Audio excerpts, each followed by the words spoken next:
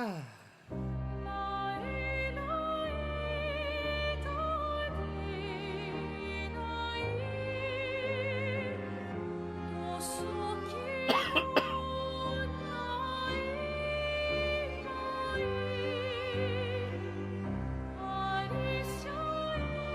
Okay, got a couple of minutes to get set up.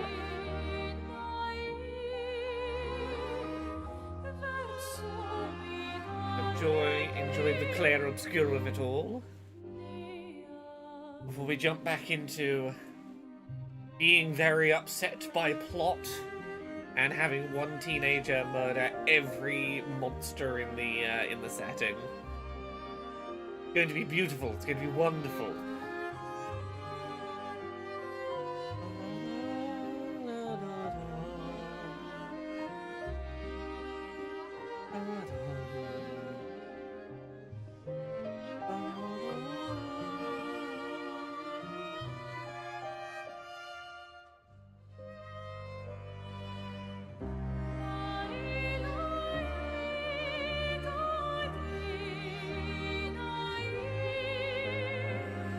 Hey, Jeffrey!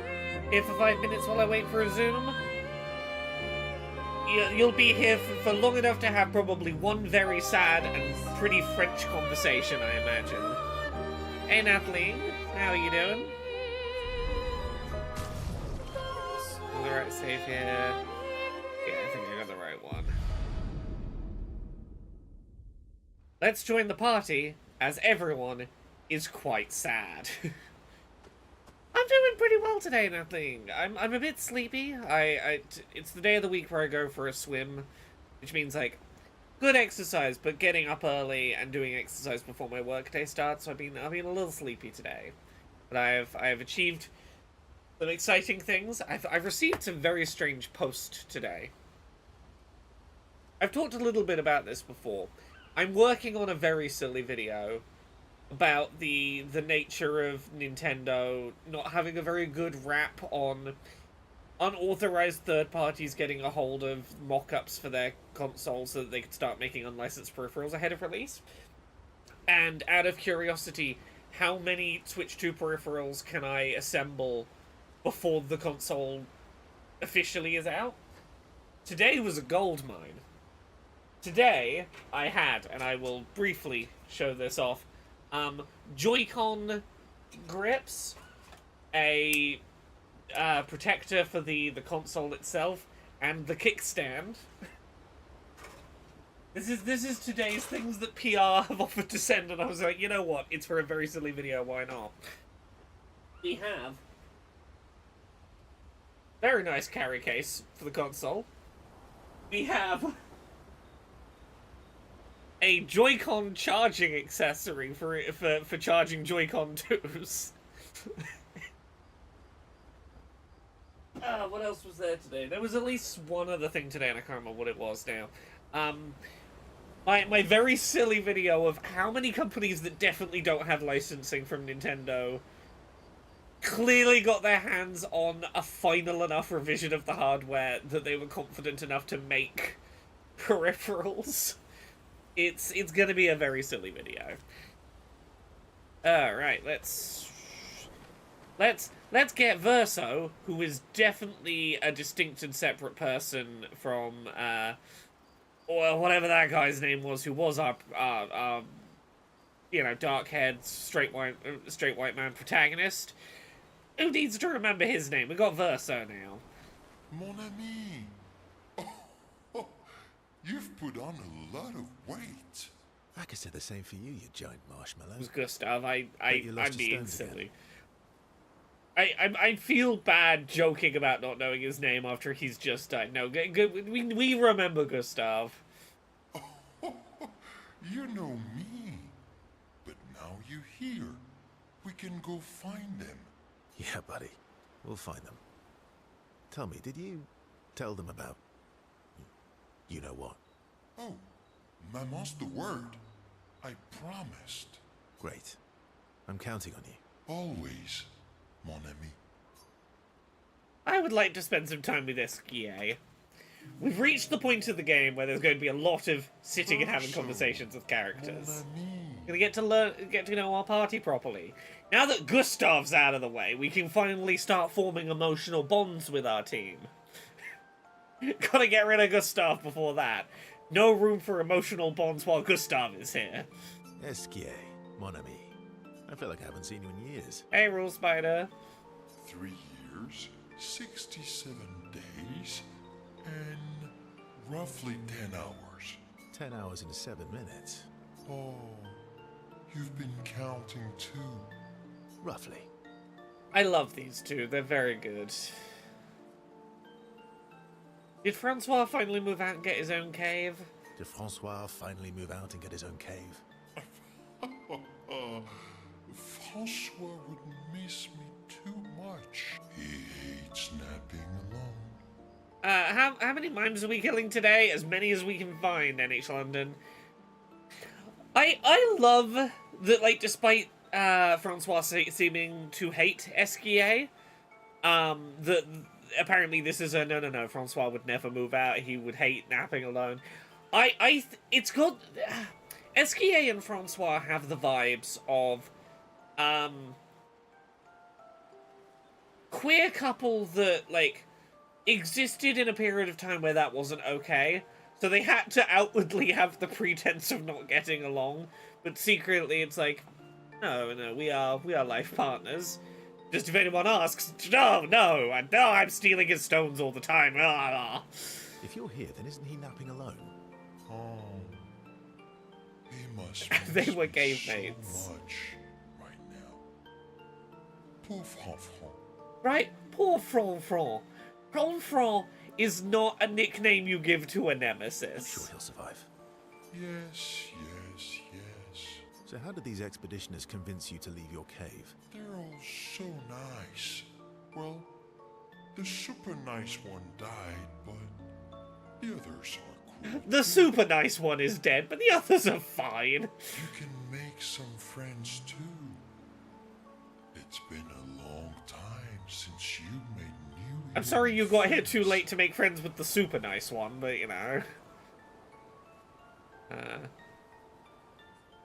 I don't need more friends, I have you! I don't need more friends. I have you. Friends are like rocks. You can never have too many. You can never have too many. Debatable. I hope we won't lose them. Like the others. So, you lost your stones again. How did you lose them this time? Yeah. I lost them on our trip back from the Chestrel River, right after you left. Oh, don't worry. I hope you get them back. You are the best. I missed going on adventures. Everyone deserves a friend who will, a dozen times in a row, go help you find your lost shit. The thing that is important to you, but you are... I'm gonna throw a word out here. You're too disabled and keep losing.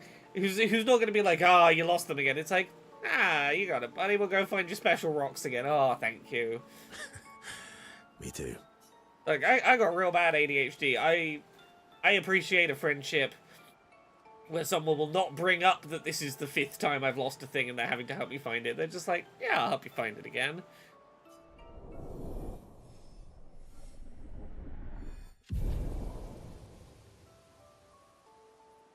To adventure. Okay. I don't think I can do more than one level I up said the same at once right Yeah, now. buddy. Oh, Great. always. Yeah. Who else can we chat with? We can chat with you too. Or not. That's fair. You are dealing with... You're dealing with some dead friend grief. I'll leave you to it. Can I upgrade my L's weapon? No.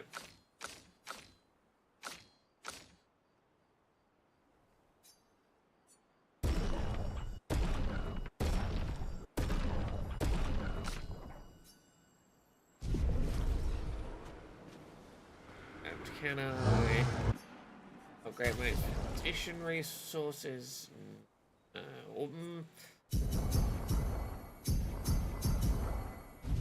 we're gonna go give my L some more points because I intend to try and get a very powerful Lumina for my L.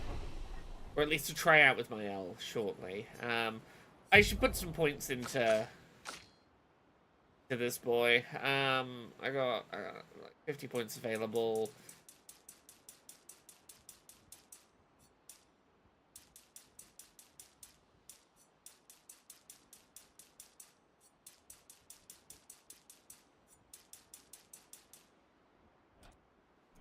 That'll do.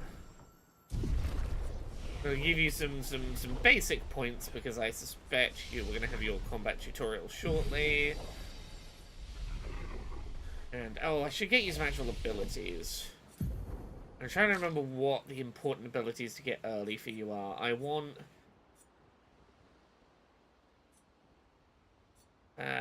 Steeled Strike. I want to be working towards that. Oh.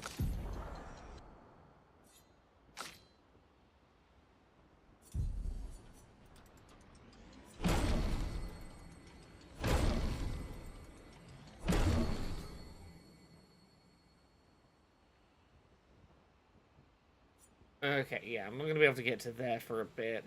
Hey, Twilight Prince. I was having a really crap down Saturday and Poquisition cheered me up. I'm glad I could cheer you up. That's good to know. At Dominic, the dreaded Francois. Francois not so bad. I think it's all pretense, the presentation. Right, yeah. Can I... Yeah, I'm gonna have to equip at least a few moves to you for, oh yeah, you've got some moves on you.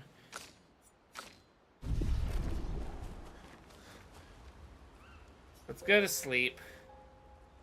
By which I don't actually mean go to sleep, I mean, let's go have our first conversation with my L. How you doing?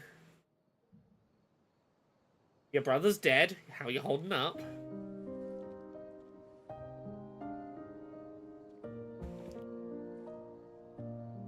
Feeling sufficiently motivated yet to be a one-woman army and murder every boss in the game? Because I'm gonna get you there. We're gonna go get you a very powerful ability right after this cutscene. We're gonna make you even more of a murder machine. It's gonna be wonderful.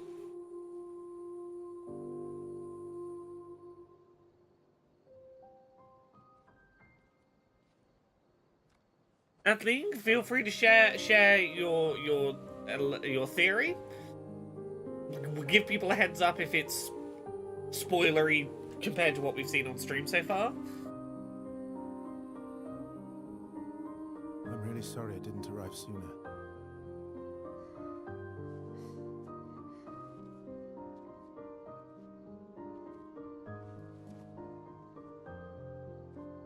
He was your brother. It's a really small detail, and it's obviously really obvious. I'm not saying anything, like, groundbreaking here. But it breaks my heart that the day after Gustav dies, to try and process emotions, Mael throws rocks towards the mountain. The thing that was always Gustav's sort of thinking activity. An activity that Mael at the start of the game complains isn't a productive use of time.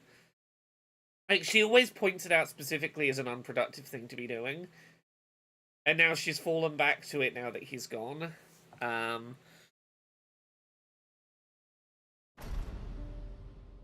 Something like that. Losing family is difficult. I know.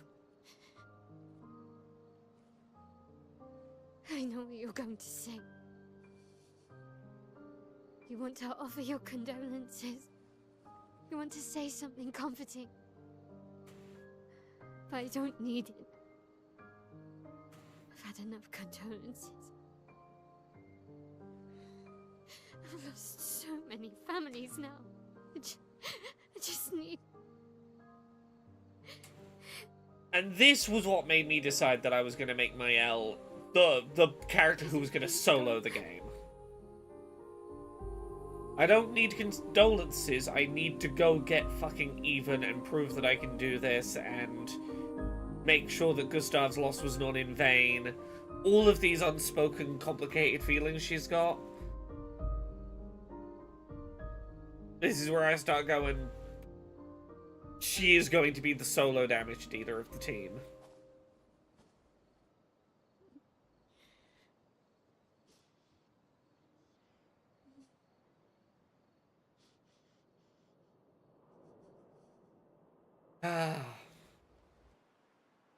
Right, I need to go find a specific sub-boss we're gonna go fight.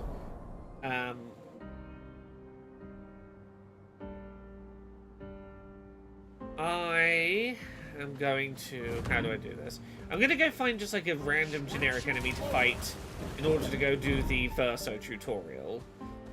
Because I don't want Verso for the actual boss fight I'm gonna go do. Darksteel, I haven't watched the GTA 6 trailer yet. I'll be honest, it's one of those series where, like, you show me a trailer and I'm gonna go, cool. That sure looks like GTA, I'll play it when it's ready. And that's not in any way a slight on it, it's not a series where I'm desperately chasing, eager to see trailers just because... Oh, okay, it's not gonna force me to have, Verso in the party unless I select it. The yellow wait's gonna be unbearable. If there's any game that could potentially lead to Last of Us Punch is my favorite game of all time, it's that one. Yeah, I will get around to watching it. I was busy working when it dropped, and then I was just like, what am I gonna see in a GTA trailer that isn't, that's a very pretty looking American city that is sort of showing us the highs and lows of American culture. It looks very pretty, and it's big open world.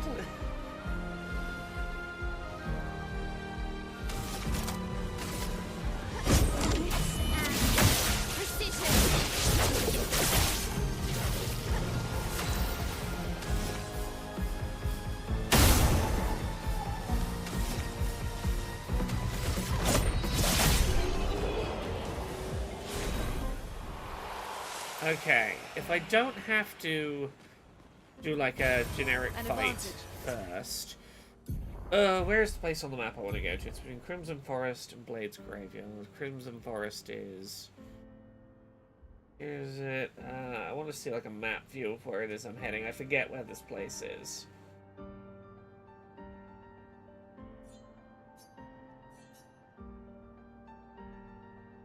Is Crimson Forest? And... It's Graveyard. Give me a sec. Clair, Obscur, Crimson Forest. Where is it on the map?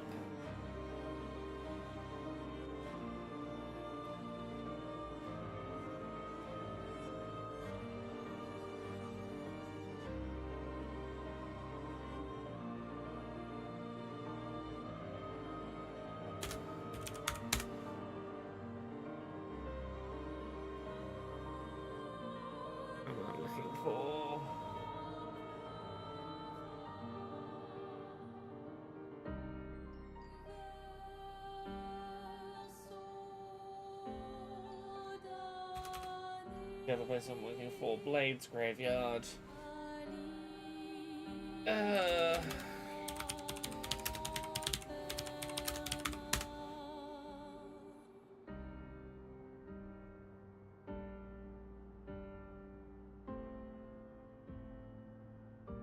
Blade's Graveyard is...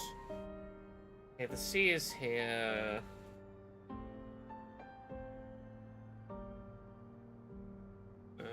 I want to be heading like up here-ish. Can I go up this way yet?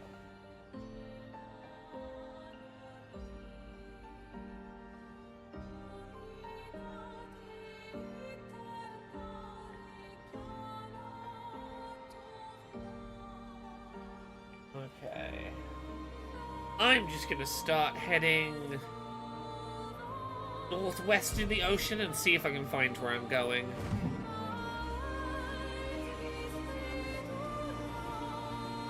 Let's get wet.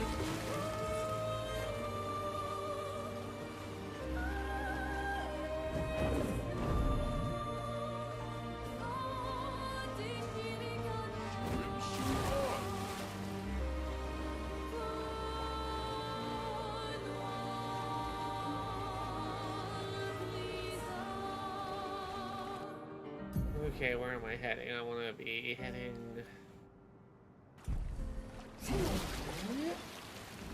this way?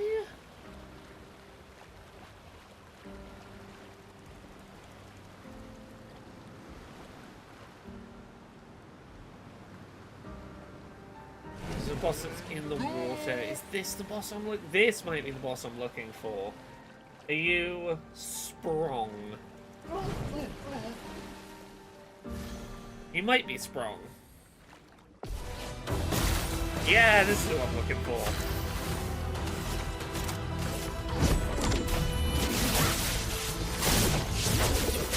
Oh, you are sturdy.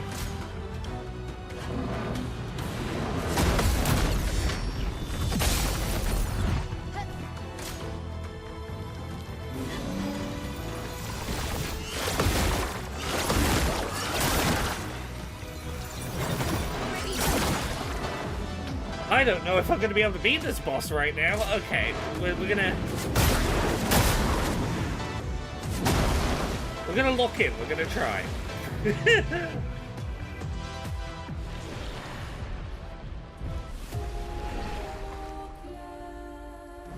Ooh.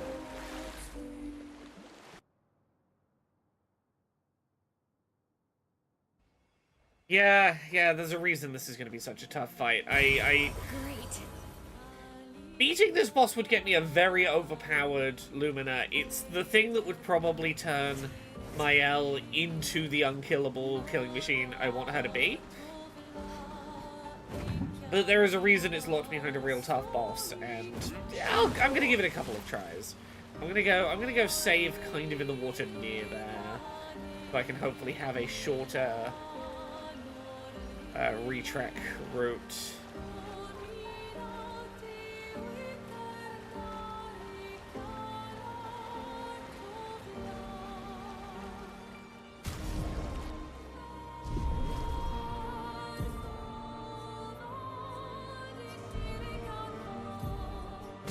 No, I can't like manually save, can I? If I go to camp and then come back, that might force a save here.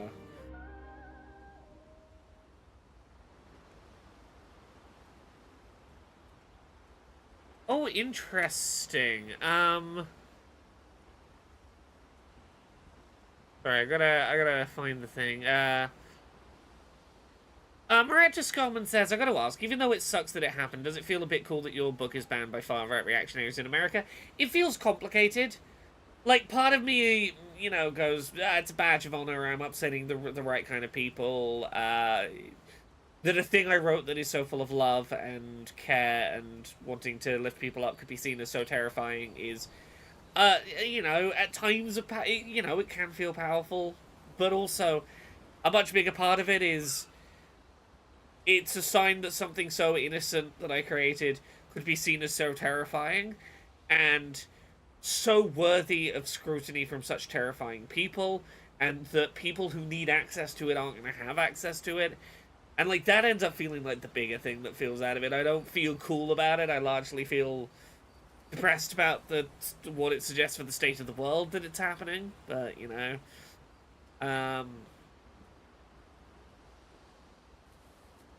Yeah, sorry. I was trying to find, Yeah, Rule Spider says, as a French speaker, the song just spoiled a plot point to me that I didn't get to yet. Thanks, singers. Ah. Yeah, interesting. I certainly suspect that there was a degree of, we can say this in a song. Who's paying attention? None of the people playing speak French, being a factor in some of the stuff around this. Right, I'm hoping if I go try and fight this boss now, it will put me back on that island if I need to. I don't think this is going to be a beatable boss for me right now, but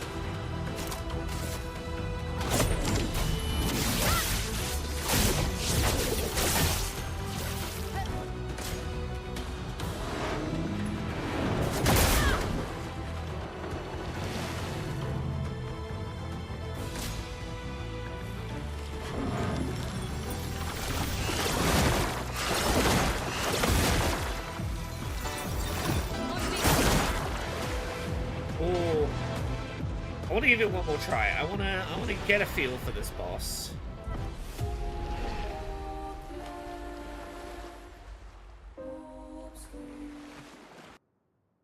I don't think it's even the damage app, but I think it's my defense that would need to be higher for this.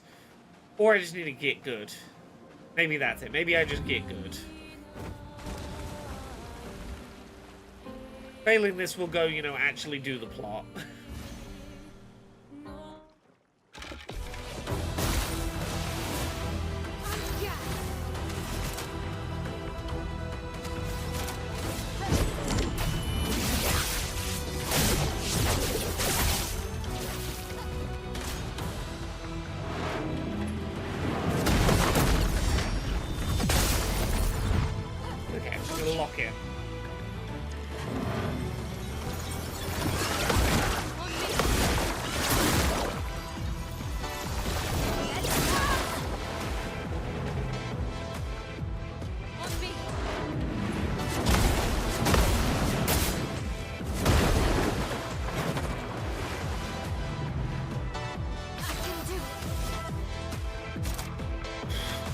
I survived the first flurry, I suppose.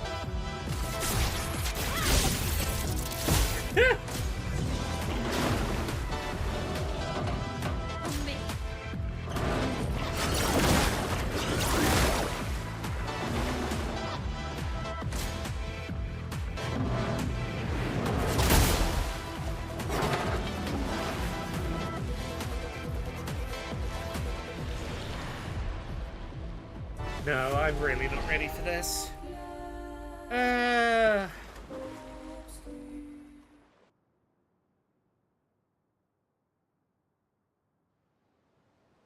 Okay, where are we meant to be going today? Where am I meant to be heading? We're meant to be going...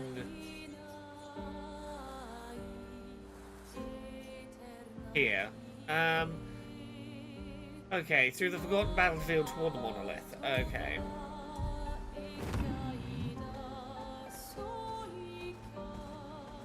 Gonna chat to this merchant on the way.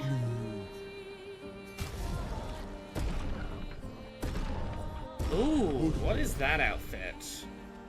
That might be one we swap to.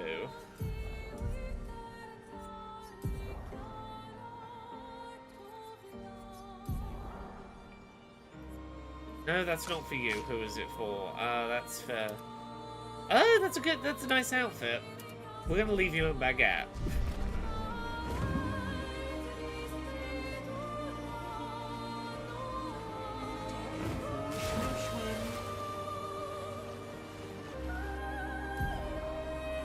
Where we're heading yet? That's where we're heading. So the thing I was trying to beat that boss up for was a ability that will allow my character to attack twice in a row, every time. Everyone okay?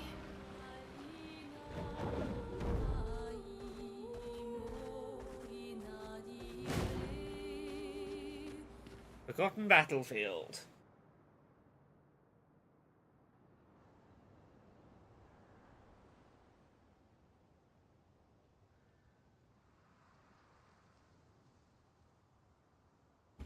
Oh, fun thing that I saw today. Someone in China bought a Switch 2 motherboard on the Chinese equivalent of eBay for £150.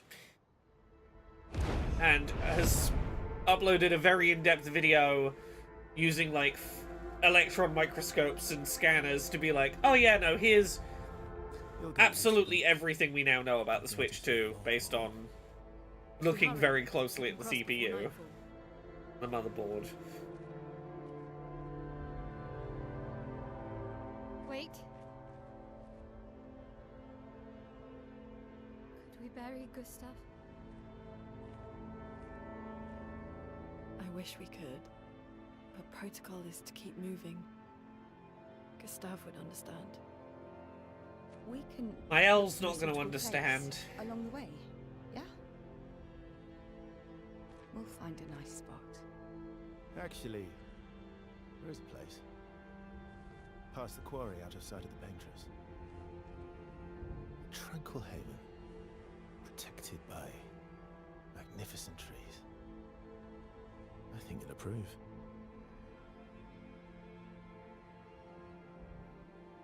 You're a good one, Verso. Lead the way.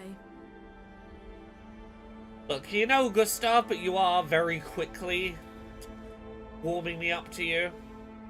Like, that is a very appreciated gesture. Oh, hey, big boy. Let me show you something. Ah, this is where we're going to sort of force demonstrate a Verso fight. So, gradient counters. Sometimes there are attacks where you have to do a different kind of parry. That's right, there's not only a dodge and a parry, but there's a second kind of parry.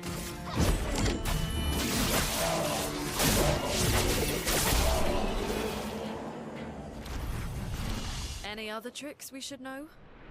One thing at a time. Not making me be that man. Stop putting him back in my party. Yeah, here for one 16-year-old murders her way to vengeance.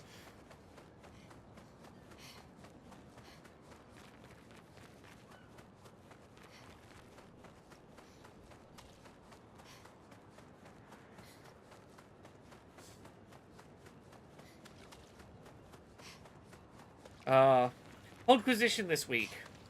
We spend nearly 40 minutes talking about Clair Obscur. We expect to spend a similar amount of time next week talking about Clair Obscur. It's gonna be one of those games that ends up in the camp of being like, FromSoft games are when they release, where it's gonna be all that me and Steph talk about for well over a month. These are all expeditions? A single Nevron took out most of them. Is it still around? I've only seen it once, many years ago, so most likely not. Oh. Did not get the first attack on there. Okay. Still first attackers, we can probably...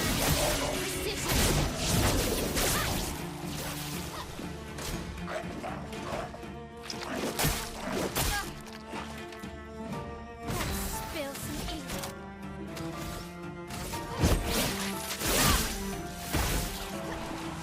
On me.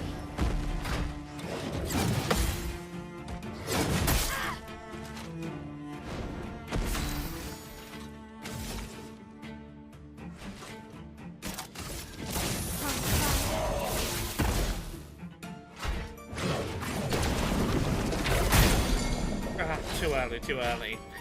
It's not as soon as it goes black and white, it's when the attack's actually about to hit. I'm ready. Okay.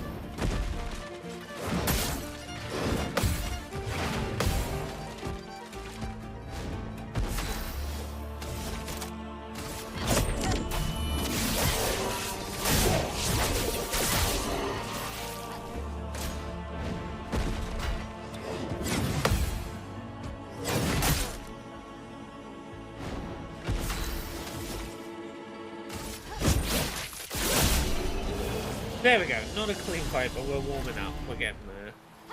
Longer shell. Upon applying shell, it is applied for longer. That could be useful.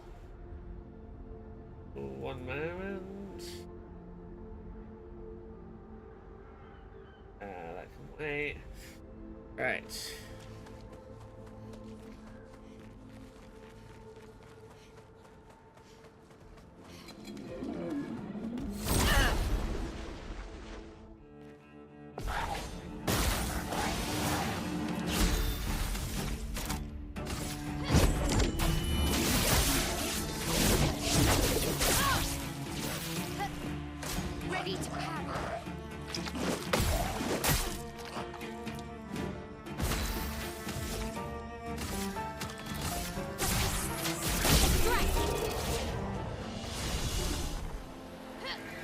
Okay, the soloing build is building.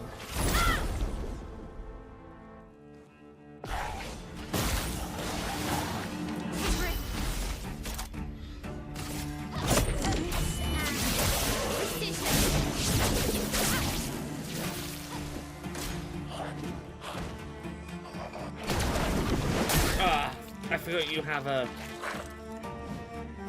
radiant parry. Ah, there we go. There we go.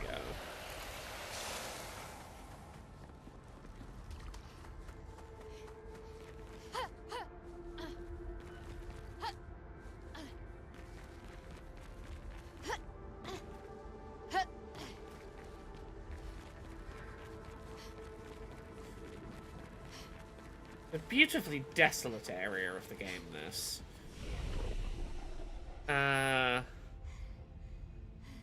He playing Mael not just in solo mode, but in killing spree mode. Mael became a Dalek. I'm playing Mael as... She's lost too much already, and too young she's lost the only person left she really cares about, and... She is determined...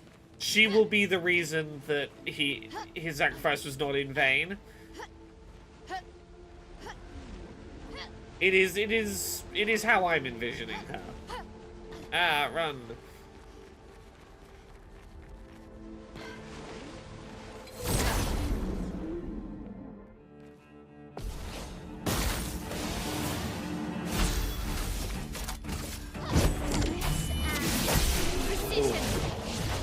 I might as well talk about these again, because I talked about these at the start of the stream, but before many people had really showed up. I've been working on a very silly video, and I was going to do it before the April 2nd Switch 2 reveal, but it's now going to be before release day of the Switch, which is a video about how many companies that clearly are not officially licensed partners of Nintendo have managed to get their hands on near final Switch 2 hardware to be able to make peripherals ahead of the system's release. It is a video in which I will be showing off every clearly unlicensed Switch 2 peripheral I managed to get my hands on that I was sent review copies of by companies before the Switch 2 released. So this is every company that's like, I have a Switch 2 peripheral, sorry, an NS2 peripheral for Nintendo 2 portable that I would like to send review units of. I'm like, okay, I see what you're doing. Today was a particularly good haul. Today I got Joy-Con 2 grips, a console protective case and kickstand cover. Today included this hardshell carry case in some very nice colours, a Joy-Con 2 charger with LEDs that color and light up to tell you how charged your Joy-Con are. This is the one that impressed me most, because this is from a company that clearly does not have official licensing, yet has the connectors to charge. They have like the actual connectors to charge your Joy-Con 2. That's the one that impressed me. Yeah, I will be talking like actual accessibility thoughts about many of these accessories, but also I will just be doing a silly video about this sure is a lot of unsanctioned Nintendo Switch products that as far back as November last year companies have been trying to send to me.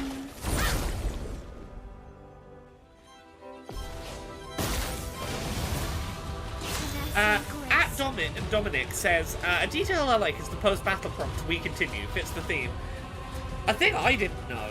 So that is part of the... So the expedition have a motto that they say several times in the game that is part of. When one falls, we continue. That is apparently the motto of like one of the largest labor unions in France.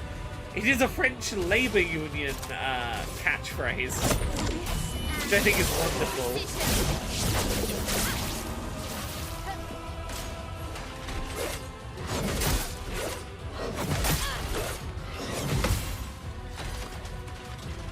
Yeah, what I really need for Mael is the...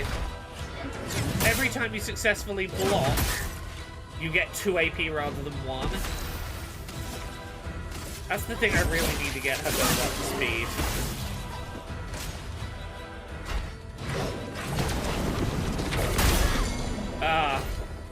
I need to... It's always way later in the rhythm than I think it is for the... Okay. I need to get the rhythm of these attacks back in my head.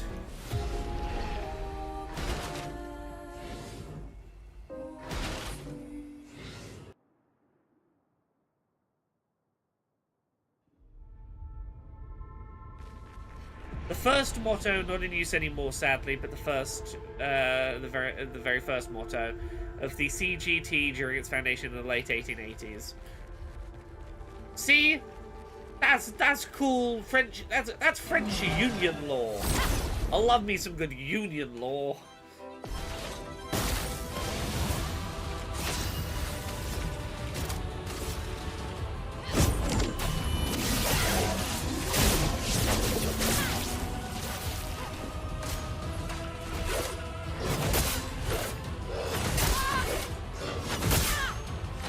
Ooh, rough. Okay.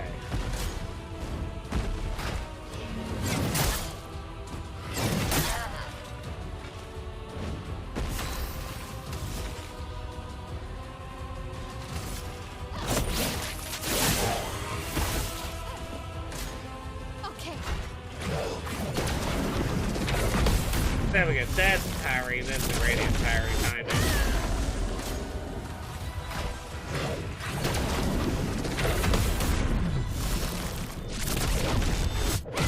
There we go. Got my parries. Got my parries. Useful.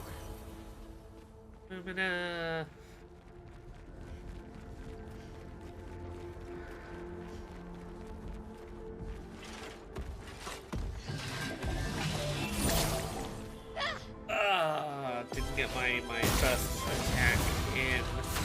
It's a 1v1. I'm fast enough.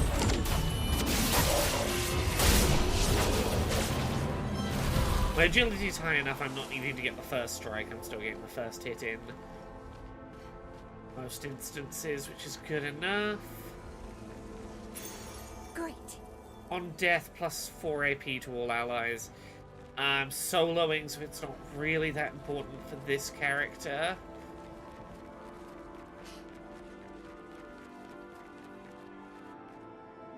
Yeah, the maxing out on 9999 damage is a limiting factor, I am aware.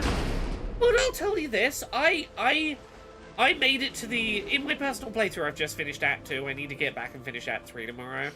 I made it to the end of Act 2 just using my L as a solo character. It can definitely be done. And I had a lot of fun in my personal playthrough once I landed on the solo my L build. Whether it's optimal or not, I'm having fun with it.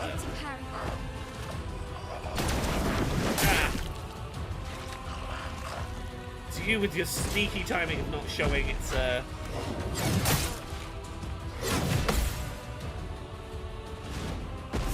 Spill some ink.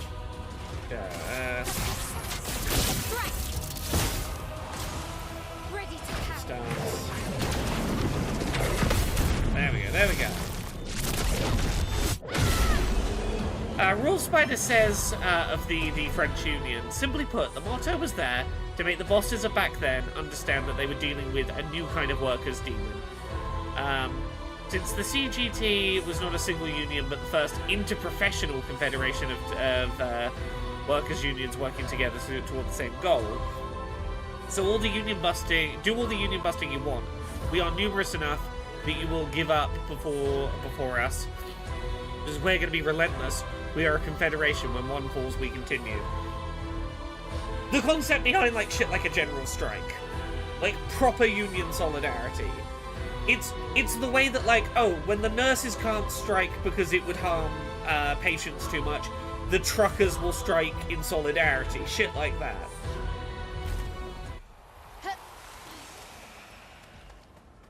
You put the pressure where you can.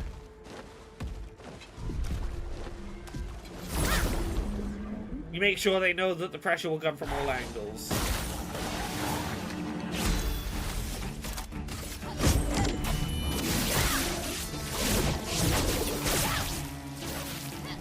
I'm loving learning about France while playing this game.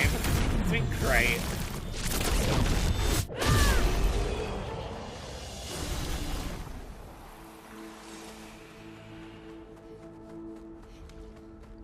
If the management class in other countries fear the workers like they do in France, they'd have more rights.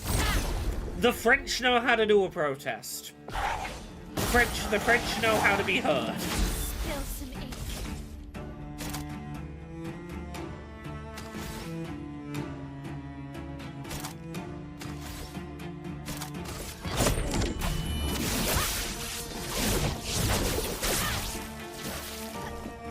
On me.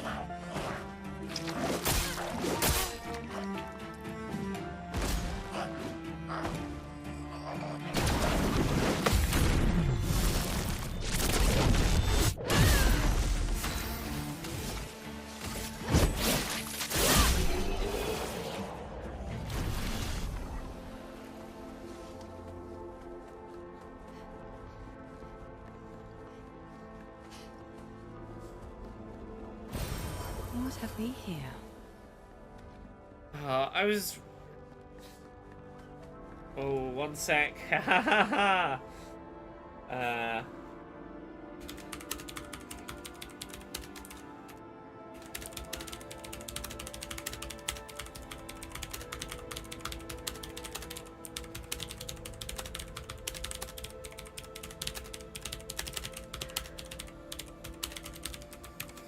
Yeah, Steph has literally just hit Act 3 of Clair Obscur, and I'm like, okay, I need to... When we were talking about position earlier today, Steph was like, I think I'm coming toward what feels like the end of the game, but I feel like there's going to be more. Like, this is not a real ending, and I'm like, oh, just you wait, Steph. Ha ha ha. Ha ha. Yeah, the message I received was, started Act 3 of Clair Obscur. Holy fuck, this game is wild. I'm like, yeah, it is. It's something special, this one.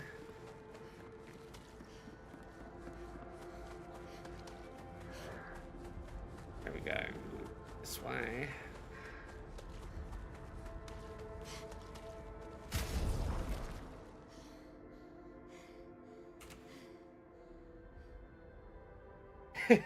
Steph's take on the start of Act 3 is spoiler-free. The people who made this game are some audacious fuckers. And I can't disagree. Great.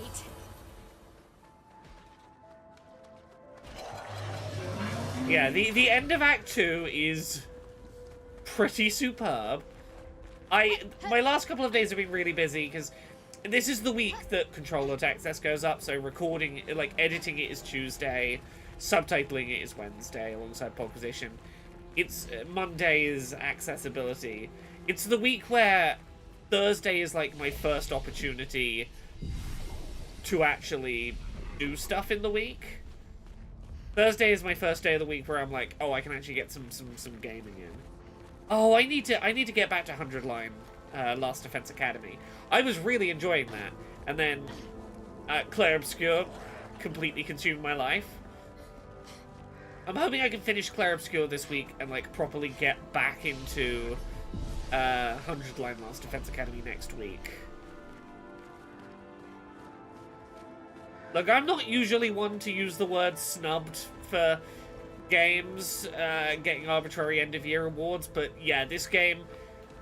This game will be a Game of the Year nominee. Like, an event like the Game Awards. Okay, I've talked about this before. As someone who was part of the Game Awards, like, broad judging panel, or nomination panel, this is exactly the kind of game that I guarantee will get a nod for Game of the Year at the Game Awards. It got played by a lot of people, it was very well liked. Very few people had, like, across-the-board bad feelings about it. It's not obscure. It's an underdog in that kind of way that, like, games critics want to champion a new franchise doing something interesting from a new team that's like, you get to feel a little intellectual putting it on your like overall game of the year. That's like the way that game, the game Keeley's Game Awards average out as like a what did most game journalists know about and think was generally good and we could all agree was kind of interesting. Clair Obscur 100% all end up with a like main game of the year nomination.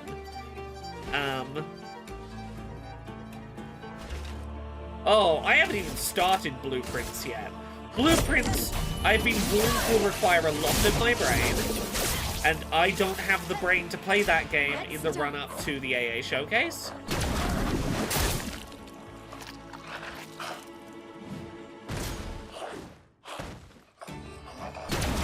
Ah, fuck.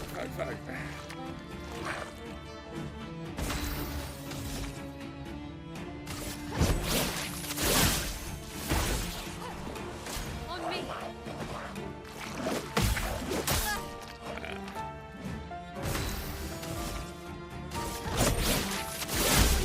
There we go.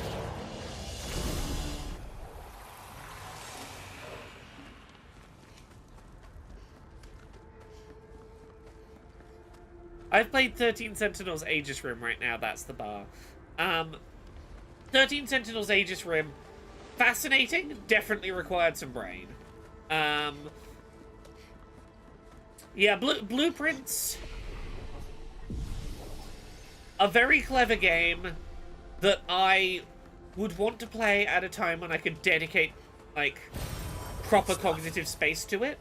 Whereas right now the problem is I don't really have the brain space for anything big, because my whole month is trying to get a video game showcase ready to air. Emily, Expedition Wolf 41. My bag's getting weighed down from all my kills. Maybe I need to pick smaller trophies. Estelle bagged 7 of those armoured nevs. So I've got to get at least 8 in this next batch if I'm going to beat her.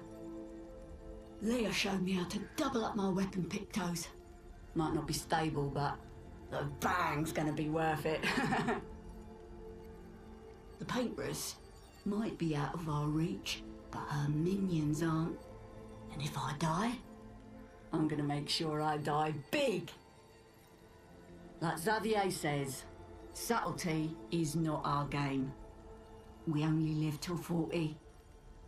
So let's go make some friends. Fuck yeah, Emily. Go kick some monster ass.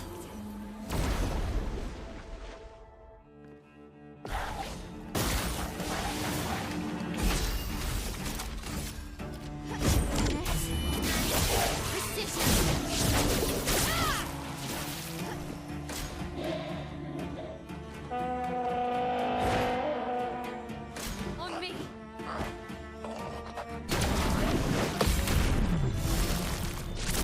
Oh, gradient counters feel so satisfying when you pull them off. Blah.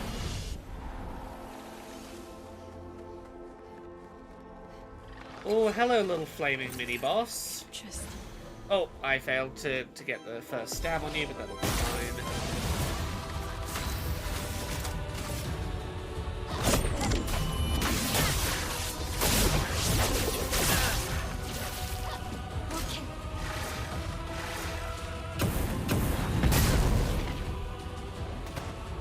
Boom, boom.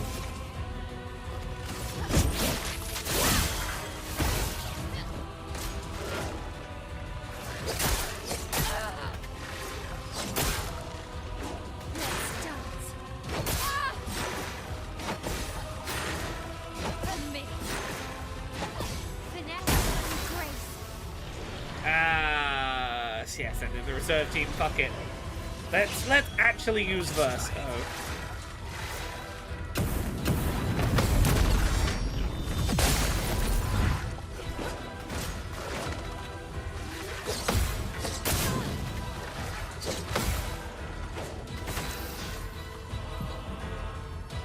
Verso has like a perfection meter.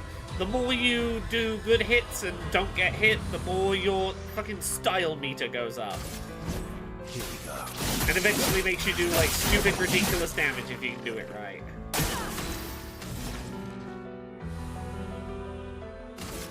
Ice. Danger. Reversal.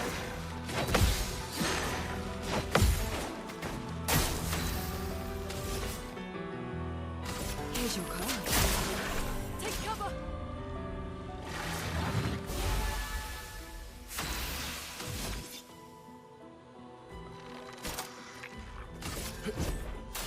I've got this. A storm is coming.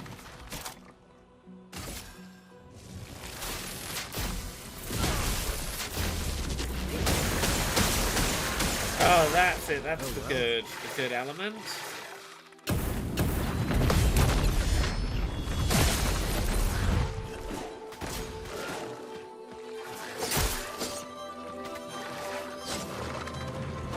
Yes, I'm glad that Ben, what's his name? Ben Starr got to use the Clive voice on a better character than Clive.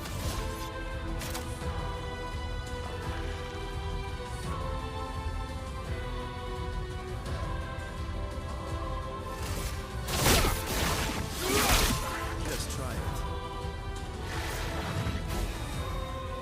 Not impressed.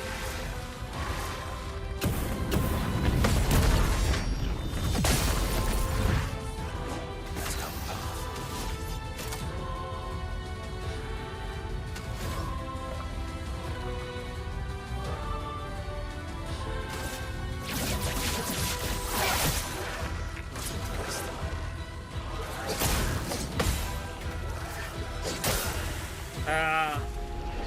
Okay. Okay, I'll do the fight again, but good this time. This is the problem I get with streaming this game, is I'm playing it late enough in the evening that I am tired and my ADHD meds have worn off. Which is not a good recipe for my lacking coordination self to play a game largely about being very good at timing and rhythm and such things. I'm giving myself the least opportunity to look impressive at the game possible.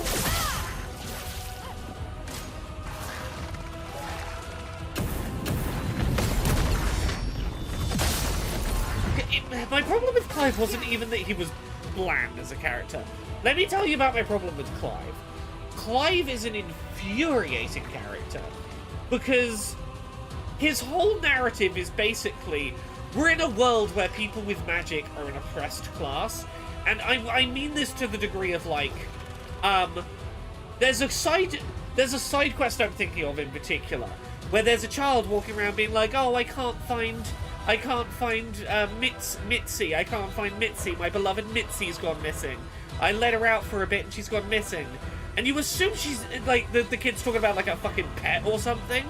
And it's like, no, that was a human being that was being talked about, just that was your, like, slave human being. And she ended up getting murdered, and the dad's like, oh, we'll buy you another one.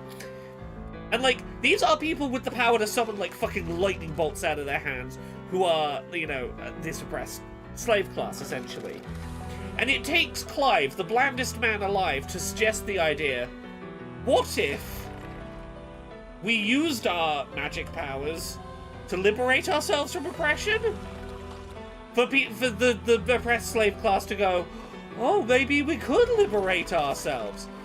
And it's so frustrating watching Clive be an absolute fucking doormat of a character. Because, like, that side quest, where it's like, oh, because, like, I think it would turned out that, like, the dad had, like, beaten the child's, Mitzi, or whatever her name was, had, like, beaten them to death, and he's like, oh, don't worry, I'll get you another one. And, like, all I wanted to do as Clive was fucking murder this man. Because I'm like, oh, you are keeping slaves, beating them to death, and then treating them like just like a forgotten whatever. And, like, this was a thing he had a pattern of doing, and I was like, this man needs to be stopped. My only recourse as Clive was to walk away and be like, oh, I hope someday he gets what's coming to him. I hope he he gets punished for his crimes someday. And it's like, ugh. And there's like multiple quests in the game that are like this, where it's like you meet the most absolutely irredeemable fucking monsters of people, and you have to just kind of be like, well, as a member of the underclass, my job is to just sort of walk away and hope that he just sort of gets better by himself in this regard, I suppose. Clive is a fucking frustrating wet blanket.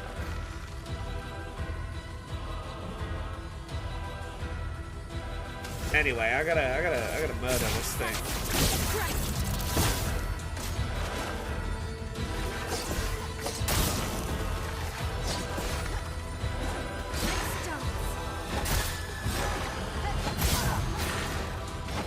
Oh, I gotta pay attention.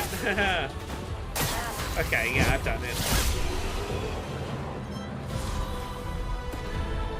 And look, maybe if I'd stuck further with it, maybe the rest of the game's like not like that. But it feels, the game itself just felt very,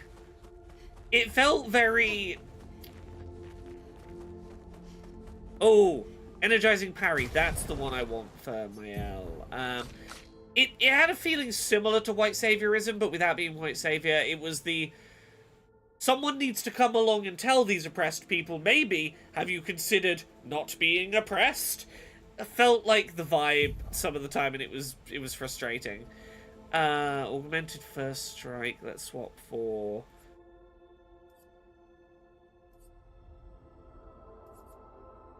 Okay, augmented first strike. I now need to put on the luminers.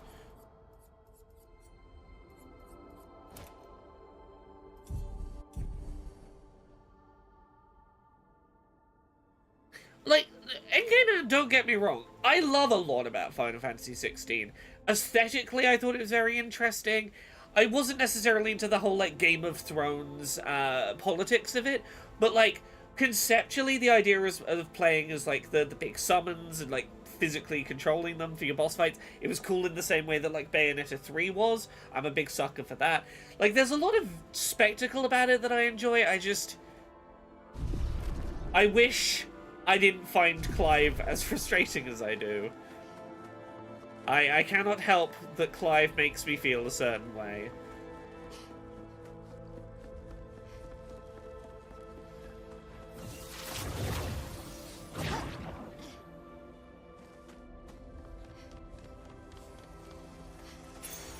Useful. You intents also apply powerful? Ooh. Yeah, look, I love me a good Final Fantasy. And again, maybe it is partly because I was spoiled for choice with good JRPGs right around the time that 16 was coming out was part of it. Like, Final Fantasy 15 I fucking love. I think that game is amazing. And no sign of your special Nevron. Oh, I guess we're lucky. Like, as much as people hate it, I really like Final Fantasy 13. I genuinely, like, sincerely enjoy Final Fantasy 13. I am very up for loving Final Fantasy games that people generally consider the bad ones. But, you know, God, I could really, if they would have put the Final Fantasy 13 trilogy on Switch 2, I could totally go for replaying the 13 games.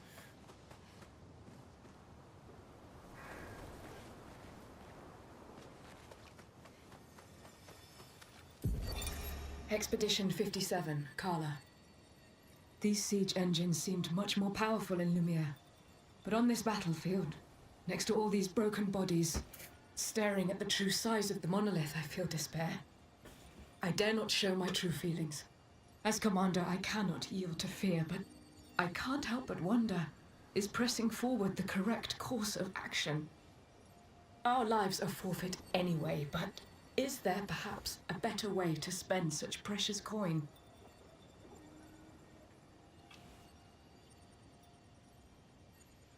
Yeah, Terra the Esper says, it was so heavy-handed and classist, because Clive was noble-born and therefore able to act for himself.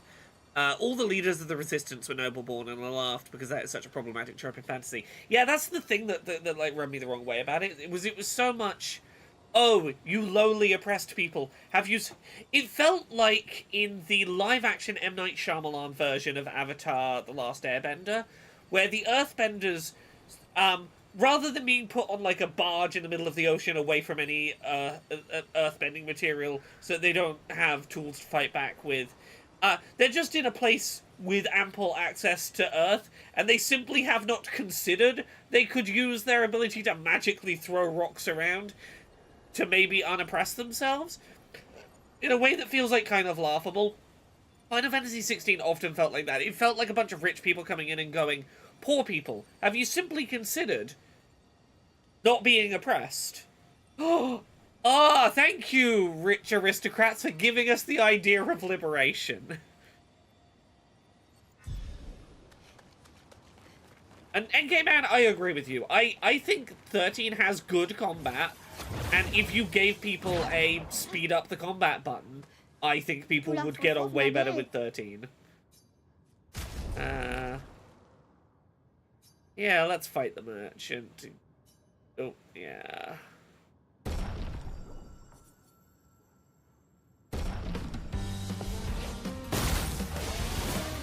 Finesse and grace.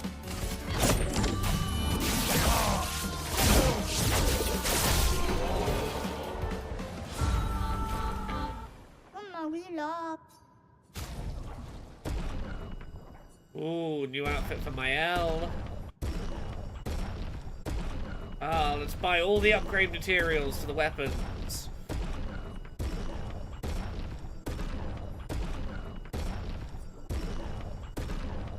Or is Inverted Affinity the one I'm thinking of?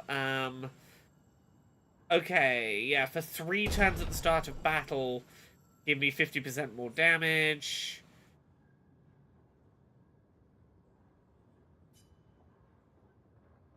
Can't quite afford that. If I fight you again, will I get any points?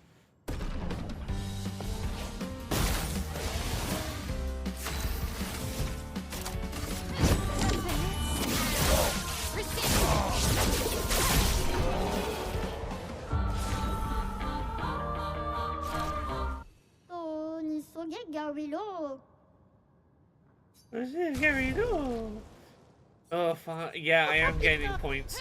You know what, fuck it. I don't want to forget to come back and get this item. I'm just going to fight you a handful of times. I know it's not the most interesting thing I could be doing, but I want that item before I walk away.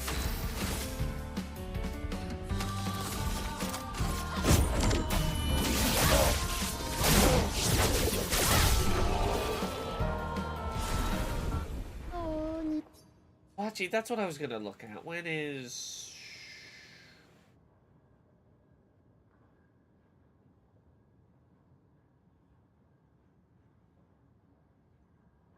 Ew.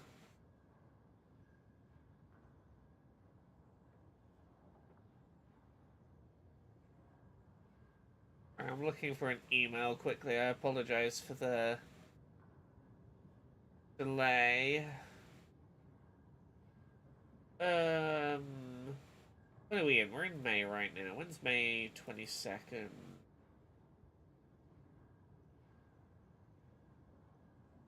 Thursday. Okay. 6-1 indie showcase. I gotta remember to put this showcase in. 6-1 indie showcase. There's a showcase of indie games happening on the 22nd of this month.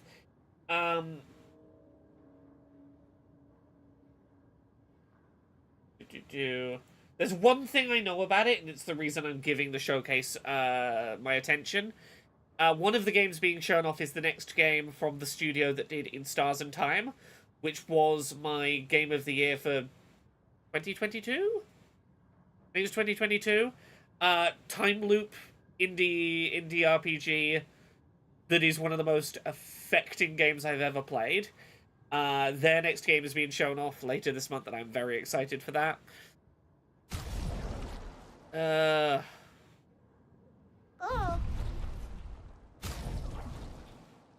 Let me at least put my Elle's new outfit on. Oh, that's the one. That's the one. Come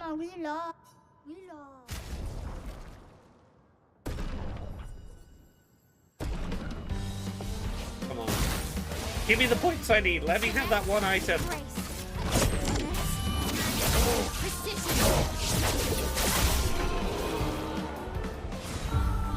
How many am I gaining? I'm getting like 600 a go. And I need 2, maybe 3 more fights and I'll get that item. Okay. Oh, that's not as many replays as I thought it was gonna be. Again, this outfit lends to the one-woman murder army.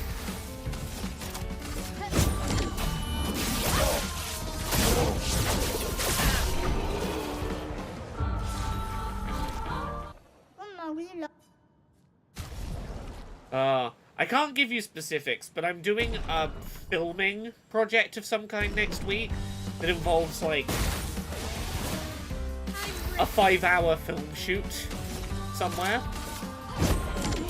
You'll all find out at some point what I'm going to do. But the reason I'm excited, the thing I will talk about it in vague terms is it's a big deal enough of an event that I've been having emails this week that are like, ooh, what would you like for catering at the event? Well, like, what kind of catering spread would you like us to get you for the event as the performer?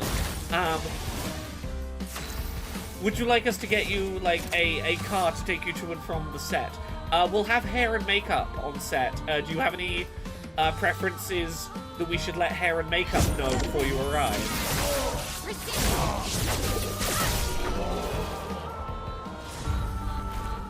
Yeah, I am basically beating this child up until they will give me the thing I want.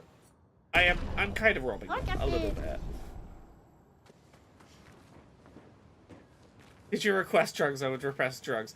I don't think I'm quite a big enough deal yet that I can put drugs on my, like, on-set rider and actually have them go, yes, we will do that for you. I don't think I'm quite that level of big deal.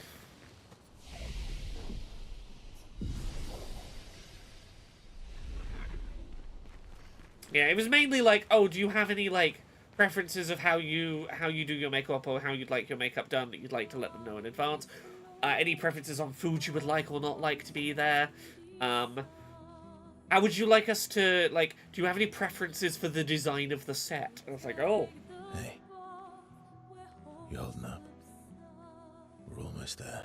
Holding up. Everywhere we go, just death. Death and more death. Everywhere we go, just death. I don't want to see that anymore. Look, my Elliot. I thought you would understand. You said you spent your immortality burying the people around you.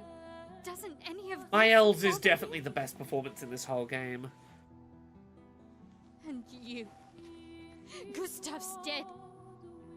How can you keep going like nothing happened? Because I can't afford to let myself stop and feel it, or I won't move forward. We need to continue. Why do you... Mael. You know what we must do. When one falls.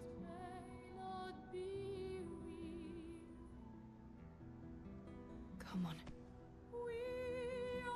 Like, there is something so good about this 16-year-old having to wrestle with the emotional context of people twice her age. Why aren't you reacting the same way as I am emotionally? I lack the context for why you aren't responding the way I am, and I'm frustrated at that. Oh, Jennifer English, I think, is very much on the road to being like a household name in voice acting. Like, she's so well written, I am, as a character.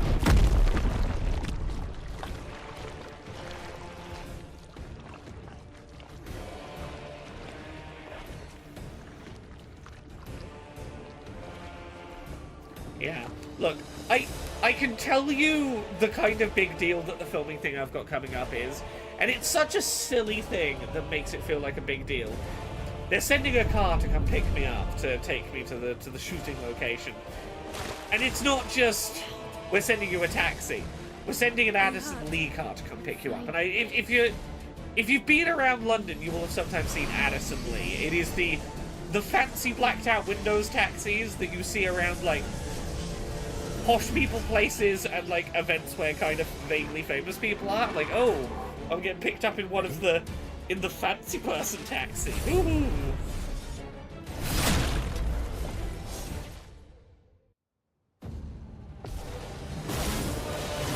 Oh, hey, Julist.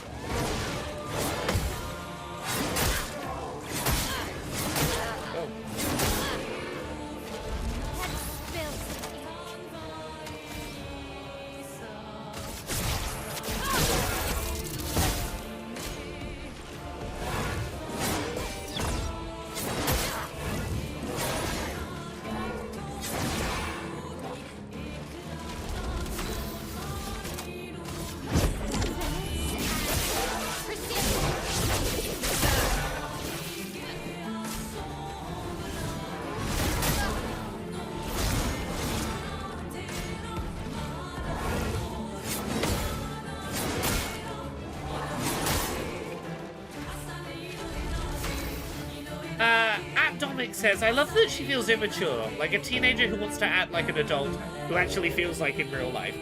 Yeah, this year's been a great year for teenagers written really well in the context of their relationship to adults. For any problems it had, Lost Records, Bloom and Rage did a really good job of this juxtaposition between teenagers that get to really feel like teenagers and adults that provide context to those teenage representations.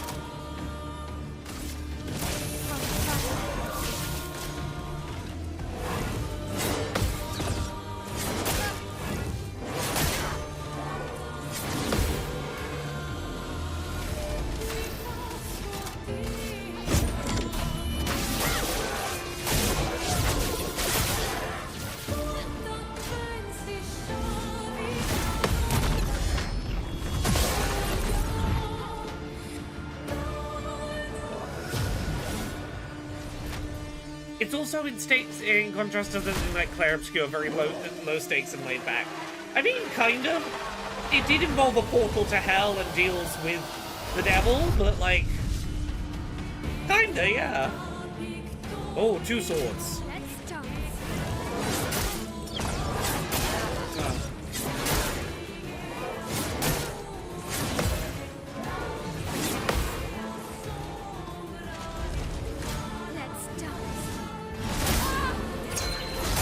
Okay. So, I have...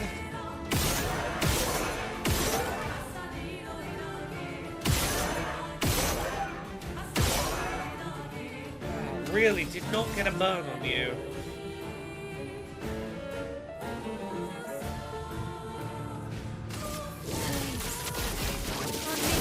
Okay, oh, you're resistant to... okay, you can be burned.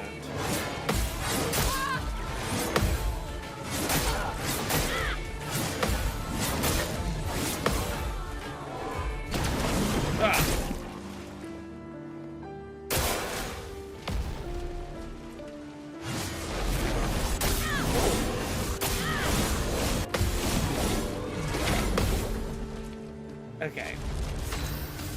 Now I can do Swift Stride. I can do Virtuoso Stance.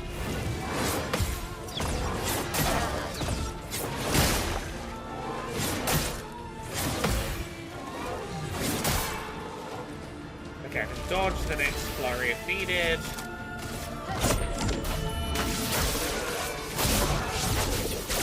Here we go, we're doing the big damage again.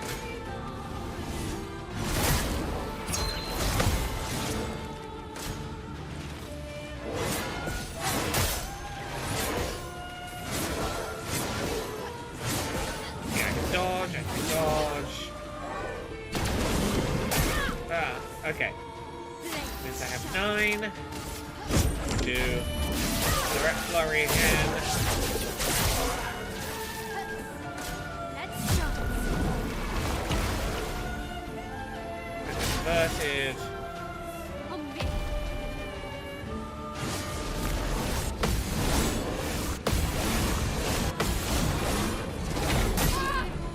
Okay, I have 9. I dodge.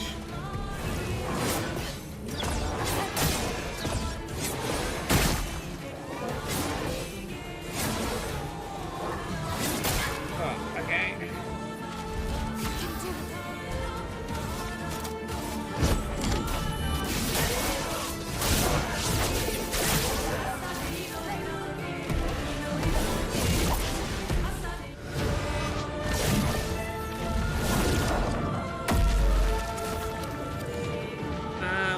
Will Spider says, I love that she uses a style of rapier fencing that normally you need to be 28 to start learning. So she is, just by her fencing style alone, a very disciplined and meticulous and hard-working young woman. And everyone treats her like she is, indeed, fairly mature in her head for her age. But no one ever loses focus that, precocious as she may be, she is still a 16-year-old.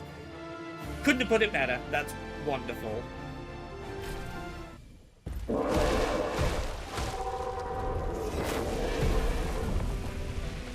Also, such a good stylish finish to that fight, right? Turns out this never wasn't that strong, but you did well. You learn fast.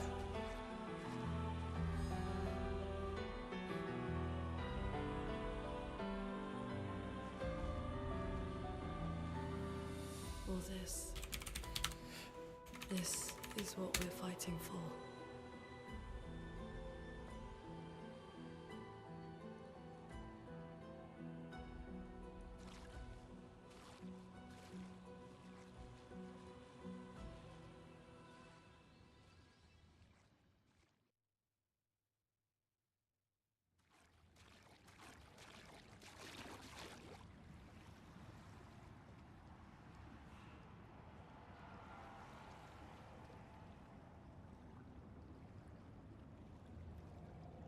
Ooh, one sec.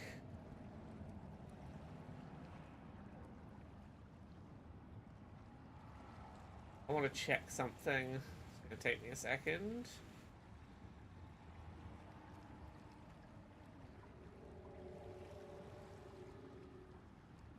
Okay, yeah, there we go.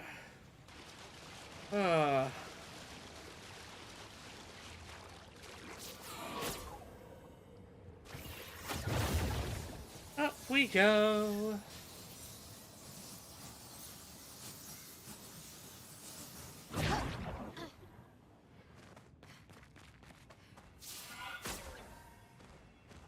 Oh yeah, I can crawl in here, haha. Useful.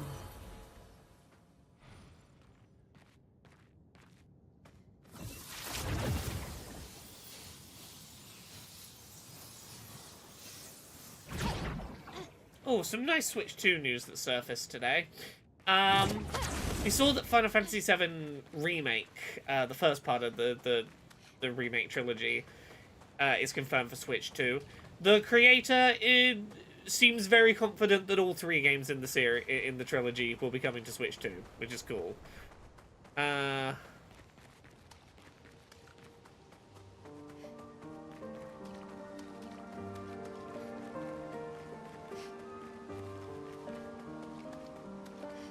Particular nice, given how good Part 1 seems to look in gameplay. Stuff.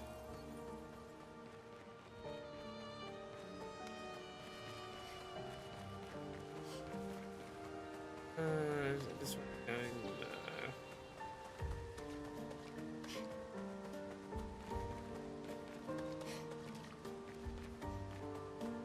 No. Unreal Engine 5 is a very powerful engine for allowing relatively small teams to do can very go visually from this impressive tree. things.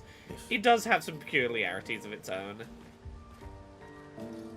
Oh no, the pools of blood thing, I get it. It's one of those things.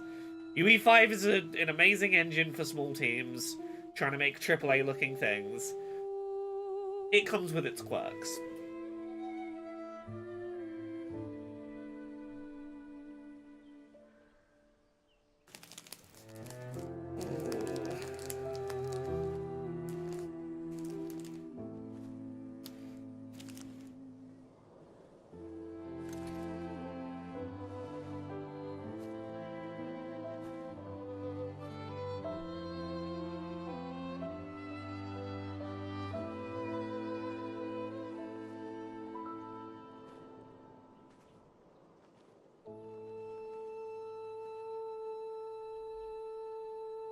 couldn't wait for me, could you? I wish we could. I think it's really genuinely very sweet that Verso, when he suggests a place to bury Gustav's arm, isn't just like pulling something out of his ass to like comfort Mael as a child. That it is very genuinely,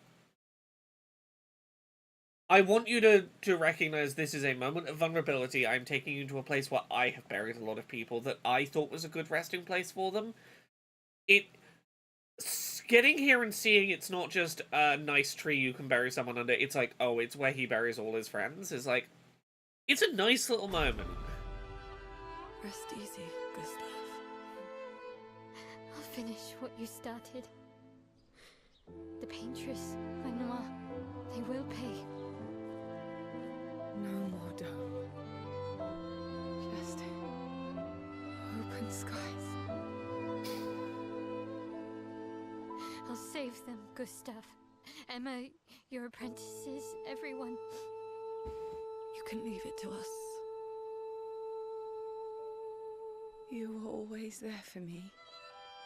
I'll save them. Say hi to Soph for me, yeah? We could never tell if you were my brother or my father. But to me, you were both. Best brother and father I've ever had. I love this acknowledgement of non-standard family dynamics as well. We continue. Thanks. You don't have to For being fit someone into one neat box. You want my brother, you want my father, you want my family. See you in the next life.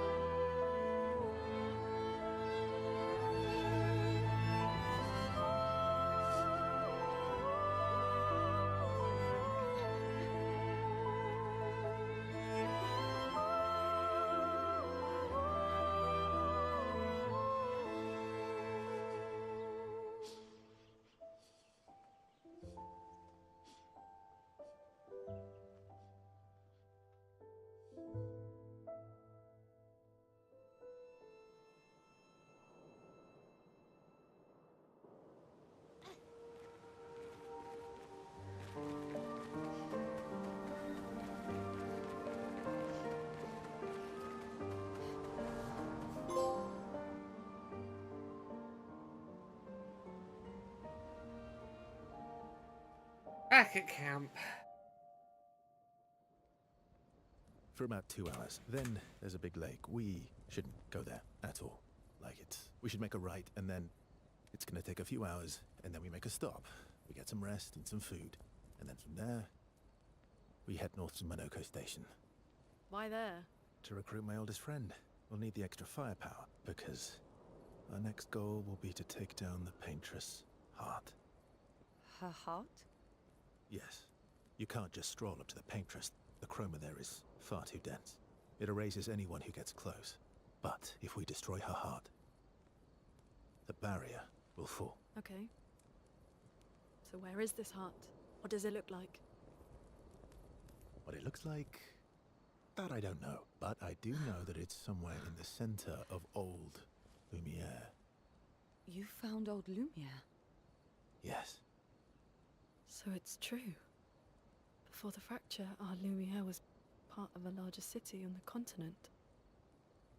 I've traveled with many expeditions. I was with the 58th when we found old Lumiere. But Renoir erased them before we could get further. And I don't know much more. Alright then. Let's go meet your friend at Monoko Station.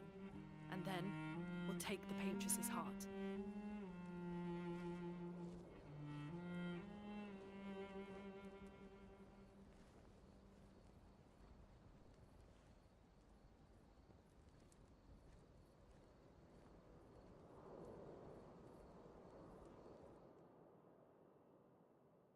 Oh.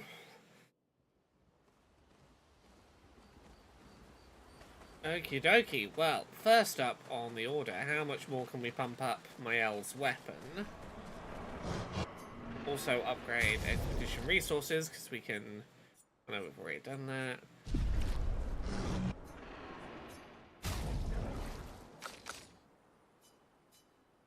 Can't upgrade yours yet. We can upgrade...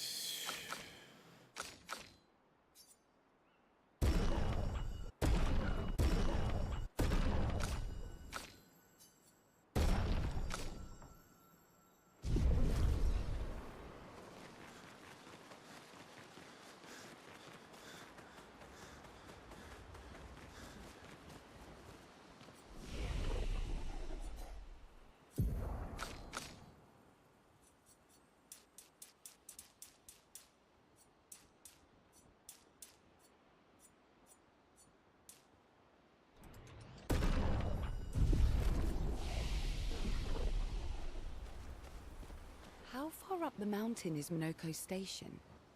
Will we see snow? Not too high, but yeah. There's usually snow. Fantastic. Oh, right. There's no snow in Lumiere. No, only in books and paintings. It's almost as mythical as Gestrels. And just as fun. And sometimes just as deadly. Oh. Really? My husband was obsessed with the idea of snow. I can't wait to see some. That you will.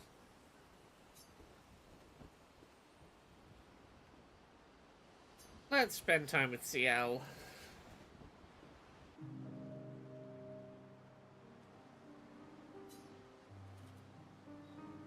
You seem less stressed than the others. Is that your conclusion? After your extensive observation of our team? Yes. There must be better uses of your time than analyzing our stress levels. Well, it's important to understand your teammates.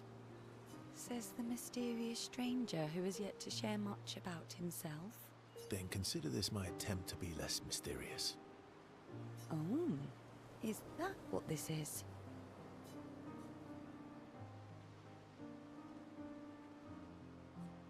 No, you're right. What was I thinking? It's better to stay mysterious. I'm pretty sure you actually enjoy being mysterious. A story for a story. Only if it's a good one. Something epic then? Full of battle and danger? No. Tell me something dark and melancholy and personal. Ooh, going straight for the heavy stuff, huh?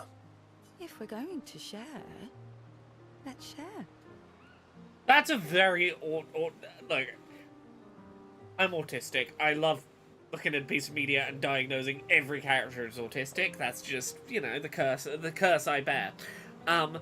It is very autism to be like, no. We skip the small talk. Give me your best, like, dark melancholy story of your life. Give me let me jump straight to the interesting shit. Story for a story, right? We'll see.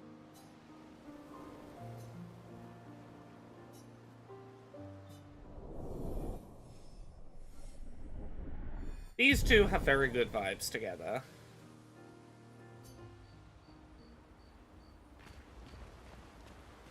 Your oldest friend is a Gestrel. Yes. We've been friends for as long as I can remember. Gustav would have loved that. Why? Because he liked Gestrels? Because he liked the idea of friendships that could last decades. We don't get to enjoy such long friendships in Lumiere. Yeah, let's spend time together. No. Why are you allying yourself with us? At Dominic says, a lot of people don't figure out their lives before 25. I'd gotten myself on the right track by 25, but, like, I was floundering at 25. Well, that would have been, what, like 3 years into Polquisition, I guess. Yeah, about 3 years into Polquisition. I was still working out what my, like, thing was going to be. As I say that, it's only a couple of years after that that I end up starting accessibility. God, that was... would have been about 27? I mean, it's been about 27 years. That's been more than half of my full-time paid career now. God. Not a lot of options out here. In case you had Oh yeah, there is no world in which at 25 I would have been ready to be a parent. At 30... oh god, what am I now? 33? I feel like I would be ill-equipped to be a parent. What about the previous expeditioners? Did you help them too? Yet they still failed. That's a terrible way to ask questions. Do you always interrogate people like this? Given the circumstances, I think we can skip the pleasantries, no? Alliances are usually give and take, as are conversations. Trust goes both ways, no? Alright then. As a gesture of good faith, I'll show you how to use Lumina. No need. I got it. Well, aren't you a quick study? But I appreciate the gesture. Thank you. Mm-hmm. Trust works both ways. All right. As a gesture of good faith, I'll answer 3 questions. Choose wisely. Ooh. Only 3. Someone's a bit greedy. 3 questions with 3 follow-ups. You're really pushing this. I think it's reasonable. All right. Go for it.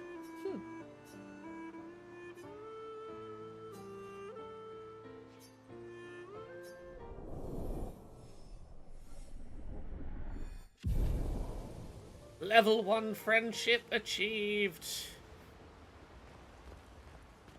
How come Minoko lives so far from the other Jestrels? Monoko's a searcher. They travel the land looking for Jestrels who went missing after the fracture. The lost Jestrels. Yeah. That and he, pissed off Golgra. How come Monoko's... the lost... Yeah. There's no bonding with you to do yet. That was sad. Yeah. You were sad. Yeah. You were thinking of Julie. Well, not just her, but... yeah. Want a hug? Yes. Yeah. I do. The correct answer is always yes when SKA offers you a hug. She reminds me of someone. You mean CL? No, Mael. Have I met her before? What an interesting question you ask, SKA. Well, you also thought you knew CL. Oh, but I do. Wait, don't I? You're the one who says all humans seem the same to you. Oh, well. That's because you're all cousins. Same, but different. Right, so, maybe it's that. Yes. Just like Verso is Verso's cousin. Mael is Mael's cousin.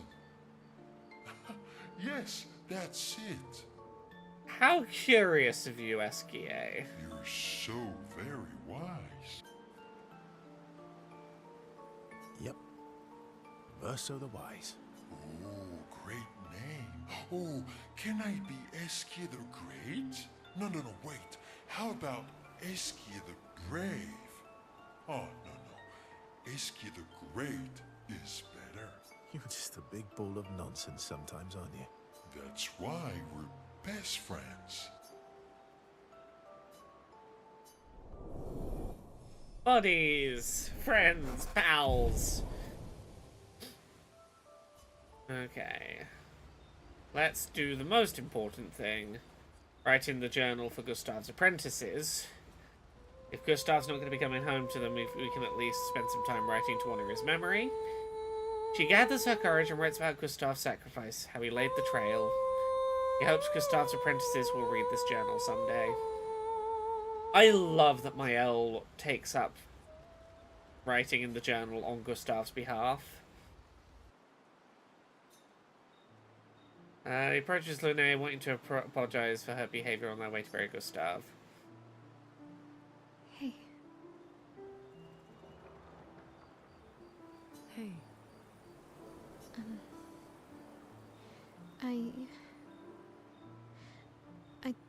I didn't mean... It's fine. I just... I miss him too. It's hard. The pain we feel every time we lose someone. I've tried many ways of dealing with it. Running from it, sitting with it, compartmentalizing it. But what I needed was to use it. To use everything. What do you mean?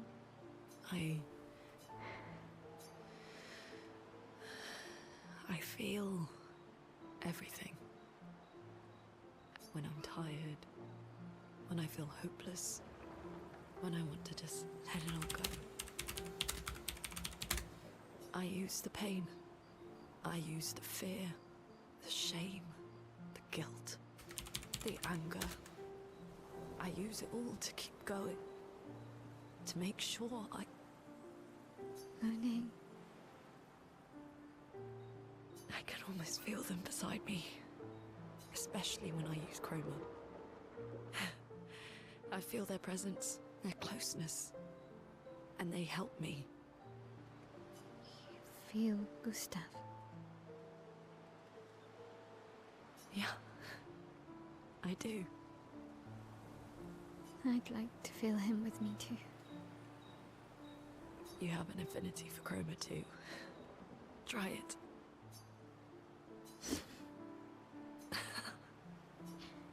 How do you always know what to do? I don't. Want to know a secret?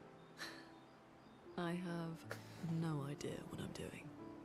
And I don't think anyone else does either. The true secret of adulthood. Really? You grow up and realize that, oh, I assumed people at this age had it figured out. Nope. Nope, I still feel exactly the same, just in a slightly bigger skin. Don't tell anyone else I said that. Mael and Luna's talk has made me think of the lyrics to a song. There's a track called Good Grief by Dessa about...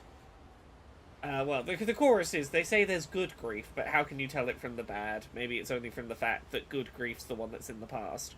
There's a specific verse of it that I was thinking about, specifically as Lune is talking about, like, what it ultimately worked for her for grief was using it, allowing it to fuel her, using it as a fuel source rather than the thing that weighs her down. And it got me thinking about this song.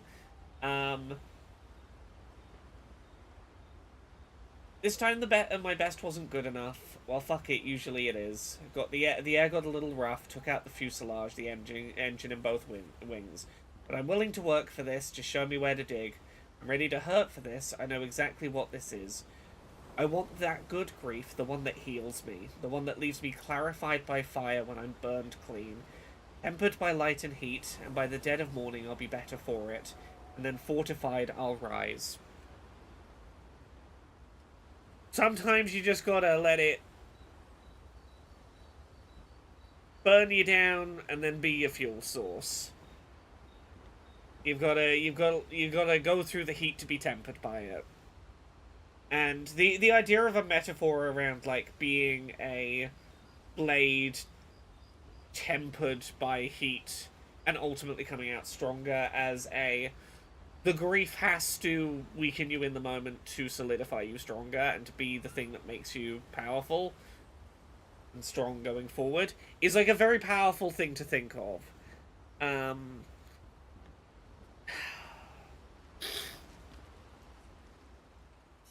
A particularly good track. I have a real love for that song.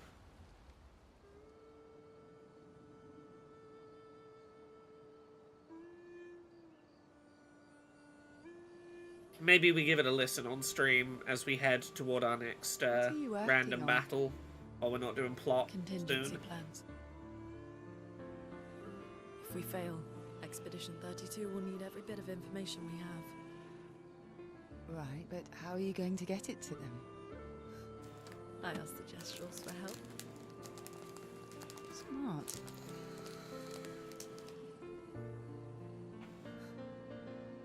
What are the stars whispering to you? Actually, I'm the one whispering to them. Oh?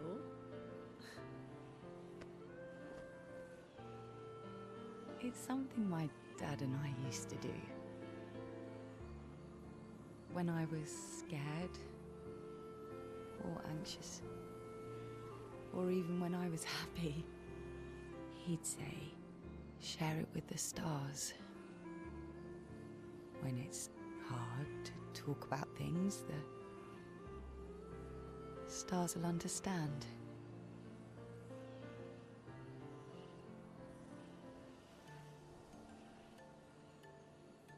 I like that.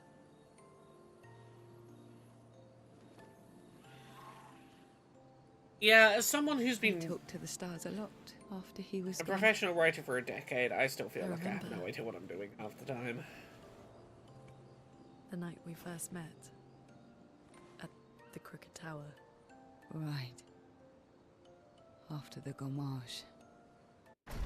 Now, if we are going to read these two as gay, which I do, their first meeting being at the Crooked Tower, a tower that is explicitly not straight. It's crooked. it's a little bent. It doesn't hurt the argument. Sorry, I know there's a very important talk about I was sadness surprised to find you post-Gamage, there. but I thought I was the only one who knew about that room. I had to get away from the harbour. And those damn petals everywhere. So I climbed up.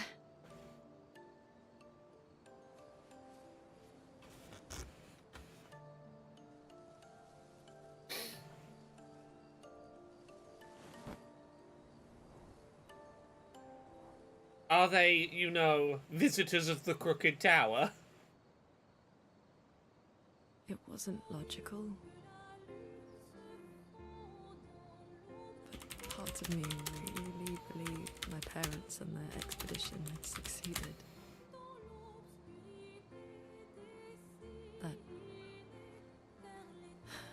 That they'd stopped her. Then the painters woke. And I knew they weren't coming home. You know, it meant a lot to me. The comfort we shared that day. But you avoided me after. Why?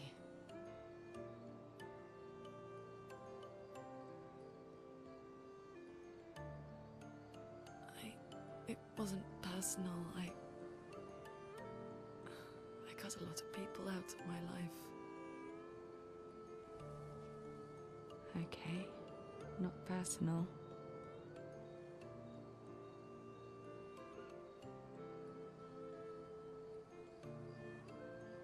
That day, I knew my parents had failed. Hard to make new relationships They were when... counting on me to finish their work. Yeah. I couldn't afford distractions. Friends are not distractions. I know that now. Wow. We're in the middle of nowhere with 1 year left to live. Ciel? What better time to build friendships? Luna, you both keep moving your hands closer to the middle I of could that use some division wine, between though. you. Making friends is thirsty work. Use some wine to loosen up the gay a bit. Only there was some wine around. Okay, another slight diversion. We were talking about, like, are you, you know, a visitor of the Crooked Tower as a euphemism for being gay. This has reminded me of a thing that recently brought me some joy. The Wiggles, children's TV show The Wiggles, recently brought on gay country music singer Orville Peck to be on an episode of The Wiggles. And the only reason I know about this is clearly someone very knowingly for the gay country musician comes on The Wiggles episode. There is a character in The Wiggles, a dinosaur called Dorothy. And this was an excuse that was used for Orville Peck and the Wiggles to sing a song called Friends of Dorothy, which, if you know anything about queer history, was slang once upon a time for someone being a gay man. It was to say, are you a friend of Dorothy? The Wiggles have a song about being a quote-unquote friend of Dorothy. We're friends of Dorothy. Yeah, we're friends of Dorothy. If you're a friend of Dorothy, you're a friend of mine. And, like, you can see on their faces they know exactly what they're doing. If someone asked if we were friends of Dorothy's, and we say, yes, of course, we're all friends of Dorothy, and so is my horse. Anthony's a friend of hers, Simon is too. Latchley's friends with Dorothy, I'm pretty sure John is too. You know he is.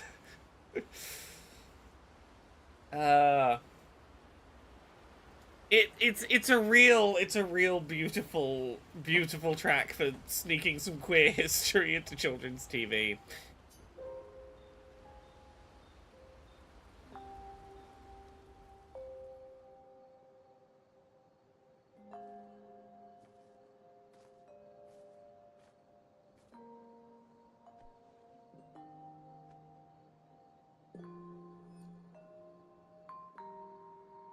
Thanks.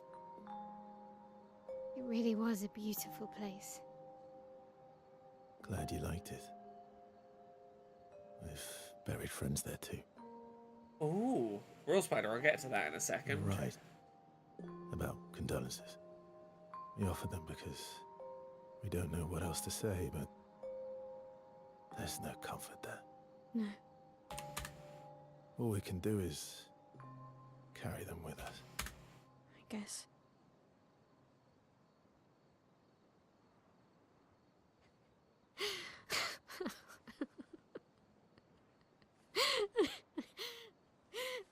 Sorry. It's just wet. Drowning in our own sadness. Hey, why did you join the expedition? I mean, with the Gommage, I understand the rest of the team's decision, but you're half their age. Out here seemed better than in there at the time. It's natural. Wanting to escape a life you don't want. Escape. Yeah. That's what I wanted. But Gustav and the others, they really want to change things. Well, changing your life also counts. Can't always shoulder the world's problems, you know? It'll drain you fast. Gustav would probably say, if more of us cared, then it would lighten the load for everyone. Agreed. He sounds like a good guy. Wait.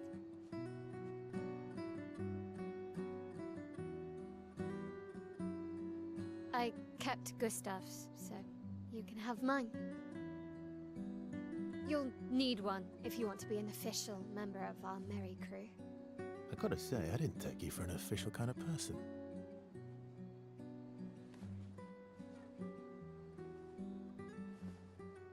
Welcome to the disaster expedition. Thank you. I think it's real brave of Mael to admit. I came on this expedition because I wanted to get away from my life, and I quickly realized the sort of fantasy of getting away from my routine and my life is not all I thought it would be, and that, like, I'm surrounded by people who came here because they actually, like, believed in fighting for something more than I did. And the unspoken nature of, like, she sort of feels the responsibility now to, like, carry that torch of believing in, or at the very least fighting for that change that Gustav believed in. Because, like, this was not just a, I want to get away from home for him.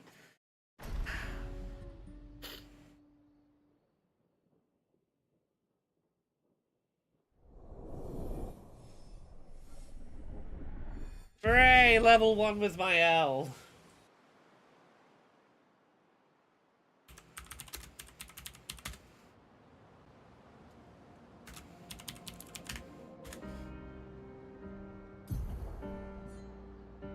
Okay, we got a bit of a quest and a track to do. I'm gonna introduce you all to that track, Good Grief, by Dessa, that I was talking about before, because this game's exploration of themes of grief has made me think of this song, and now I feel the need to introduce other people to it, if they haven't heard it before. This is Laura Has Music to share with the class.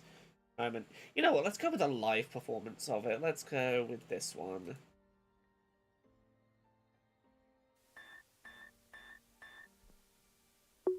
I got snow in my pockets, went down again head first. Lace drill bits to my point shoes, spirit whip through the hardwoods of pay dirt. Night falls, day breaks, time. It's a funny kind of violence, and I'm trying to keep in mind it can't leave you the way it finds you. Good grief, I've heard people say hey, Shiny Yiminy, to be in, but I don't know where they go to get that feeling. My knees stay clean, not much for praying. I do my own stunts and my own saving, but there's something I miss, something I've been missing. Maybe good grief. How can you tell it from the bed? Maybe it's only in the facts. Good grief's the one that's in your past. They say there's good grief. How can you tell it from the bed? Maybe it's only in the This is one of my favorite singers in terms of songs about grief. They've got a real way of talking about this grief. time my best wasn't good enough. Well, usually it is. And the air got a little rough. Took off the fuselage and engine in both wings. But I'm ready to work for this. Just show me what it did. I'm ready to hurt for this. I know exactly what this is. Good grief. That good grief. The one that heals me. That leaves me clarified by fire when I'm burned clean. Tempered by light and heat. On the dead of morning, I'll be better for it than fortified. I'll rise. What's the hype and let it spray champagne? Wings are broken, but I feel no pain. It's real today. I know this feeling. Let it rain. Say there's good grief. How can you tell it? Right? That vibrato's great, right? Maybe it's only in the fact. Good grief's the one that's in your past. They say there's good grief. How can you tell it from the bad? Maybe it's only in the fact. Good grief's the one that's in your past. Secrets don't like to be kept on mine. Jumped over the fence, I guess. I should be upset, but I'm in my nightgown on the lawn, thinking better that they're gone. I've been afraid of this so long. It's a relief when it goes wrong. Right, some great subtlety from the drummer. I'm here now, and death can melt me down, recast me, burn me clean, like glass from sandy ground. I'm here now, and death can melt me down, recast me, burn me clean, like glass from sandy ground. Burn me clean like sand from dusty ground. Maybe it's just a moment. Maybe it's just Painful experience, but it might change you, and that might not be a bad thing. that's in your past. Good grief, good. How can you tell it from the bad? Maybe it's only in the facts. Good grief's the one that's in Well, I have one other Dessa track I want to introduce people to. I have one other song by this artist. The song's called I Hope I'm Wrong. As I say, Dessa, an artist who I think has like a real magical way of talking about grief. I Hope I'm Wrong might be one of my favorite songs about grappling with the death of a loved one that I have ever heard. I think it is a beautiful song. Both of these are off of an album called Chime. Dessa's Chime might be my it's definitely in my like top 3 albums of all time. I think it is a start to finish masterpiece of an album. But I'm going to play this one more track, and then we'll get back into Clair obscuring. But I've been set on a little music side quest because I'm thinking about ways of talking about grief that Clair Obscur is making me think of these songs, so I gotta exercise them from my system. Here we go. Everyone, meet my boyfriend. No, that's an advert. That's not Dessa. You don't need to know what that's an advert for. They're not getting free airtime. Not them. Just the Dessa track, please. That's what I would like. And then we can continue with the video game portion of the quest. Yeah, here it is.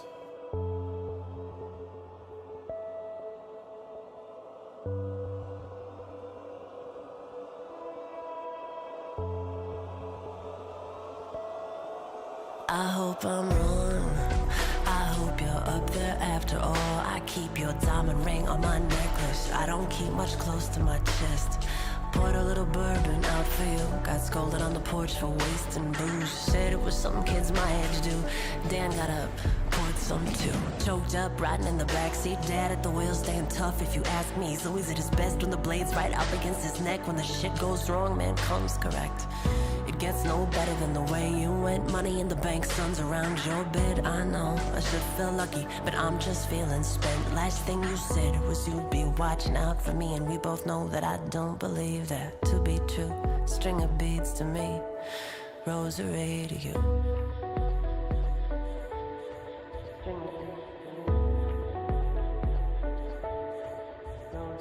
We were young in different circumstances, had the same set of questions, all different answers. And if we could have traded places, maybe we'd exchange whole lives. Maybe you'd be here in lights and tears, and I'd have been the bride raising kids with my hair swept up and my goals pushed to the side, making do singing lullabies. I hope I'm wrong.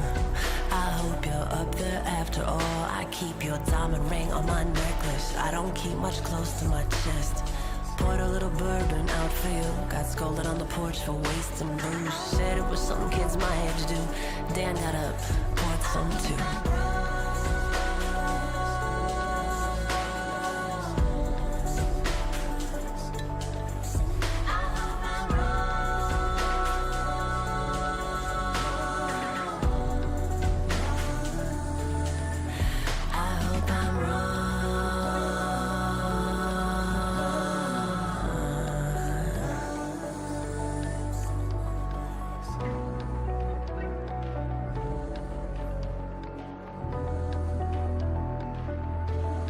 Welcome, Raiders. Hello, everyone. We were just taking a little side quest to talk about music. Yeah, that album, I think, is something very special. Nathalie says, oh, this hit hard. It's been 5 months since I lost my dad. Yeah, this song, I Hope I'm Wrong, by Dessa, it's real hard for me. It hits real hard for me as someone who used to be religious and fell out of religious belief. But there are people in my life who still believe, who are still Christian, who I miss very dearly, and when they passed away, I did have to reckon with that. I don't believe that there is a life after this one, but I hope I'm wrong. I hope you are out there. Like, there are people who I've lost where I go, you believe you're out there somewhere, and I hope I'm wrong. I hope you are. I hope that my fundamental... I miss you so much that I hope my fundamental beliefs about the reality of existence are wrong about it. And that is a really specific feeling to capture, and I think that song does it very well. Rule Spider says, I found the Bandcamp for that band, definitely going to use some of my music money for the month on it. For anyone who wants the link to the album on Bandcamp, it has put the link to the album chime in the Twitch chat. I'm glad, if nothing else, this music side quest has convinced Rule Spider to check out some Dessa. This album chime by Dessa, as I say, if I'm asked about my favourite albums of all time, I gotta put something My Chemical Romance up the top there. MCR's my all-time favourite band. I might put Chime by Dessa above that as my favourite album. I think it's a masterpiece of an album. Does a lot of dealing with grief very interestingly. What's my favourite Gorillaz album? I completely forget the name of their albums. I'm having a moment of forgetfulness. I'm not going to beat myself up over that. More Than Checkout, that's the first album taking one of 6 albums of the month slot. Hell yeah! I sold someone else on Dessa being great. Before the stream is done, I'll play some slightly more upbeat Dessa stuff. But, yeah, that is an artist I feel very cute, very specific in my love of.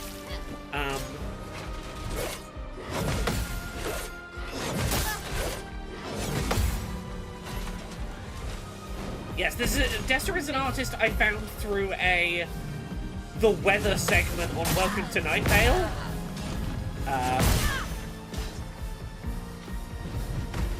She appeared once as the weather on Welcome to Night Vale, and I was instantly enthralled.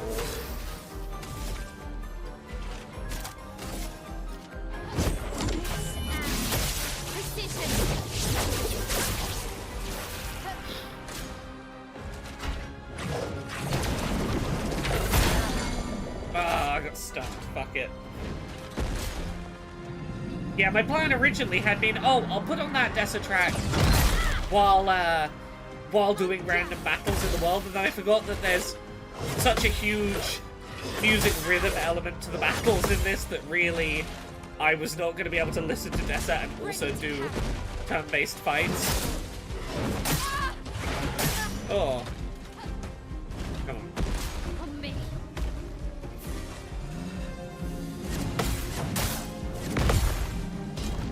Why do you think Robbie Williams never caught on in North America? North America had a specific oversaturation of certain kind of male artist in the 80s and 90s that Britain didn't have, that sort of put them in a place of being not necessarily energized for an artist like that, you know, a different musical landscape to the UK very much, I think, meant that they got lumped into a category that there was less energy for. Among other things. I think there's a few reads you could have with Robbie Williams not taken off. Let's dance. Oh, come on.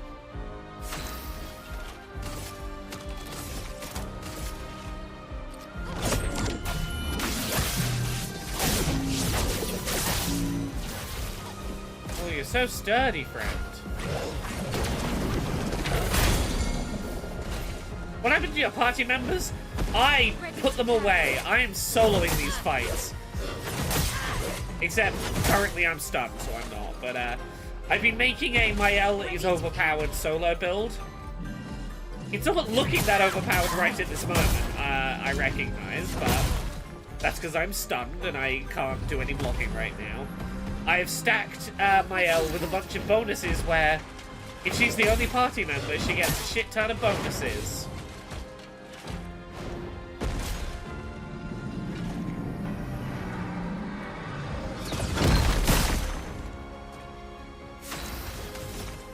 Okay,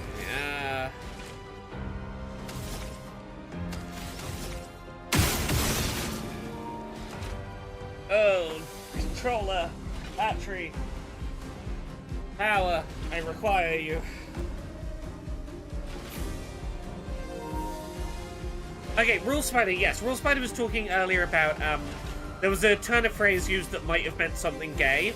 I just checked out the text in French. It's the original lesbian book cafe expression, word for word. Se faire de copines, de connaissoir. Making friends is thirsty work. French for friend, but in feminine form. In the French, the script is even less subtle about in other circumstances, those two would have been a unit. See, Rule Spider, this is why we need you here. You are giving very important context. Ooh.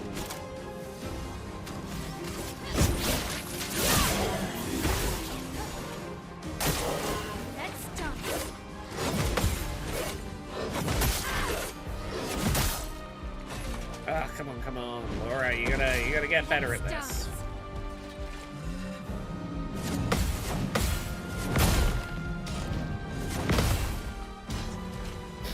Okay, I'm on maximum right now.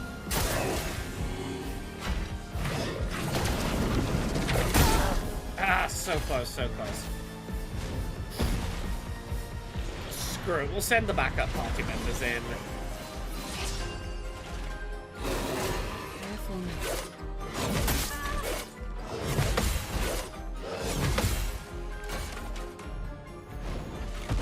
Watch out.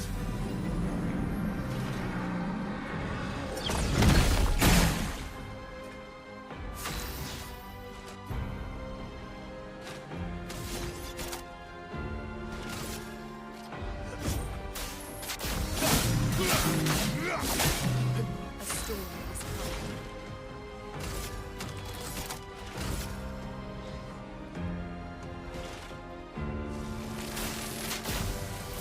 Lightning, strike!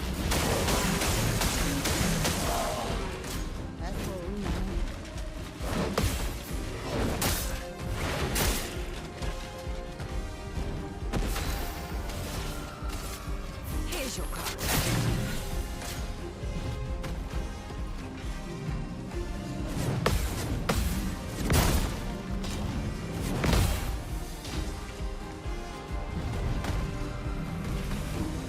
Oh well.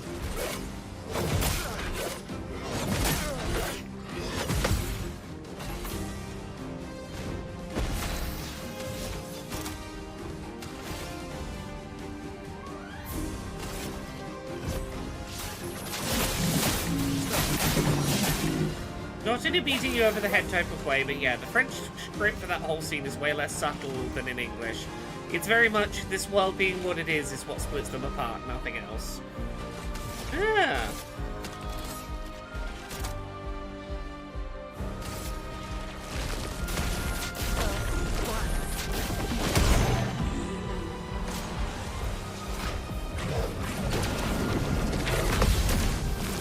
Oh no, I love these abstract monster designs. They feel alien and unknowable in a way that feels, to me, correct for an adventure in a land that 67 years worth of people have adventured into and not come home alive from.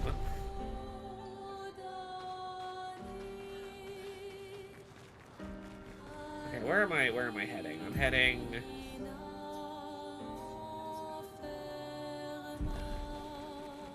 this way.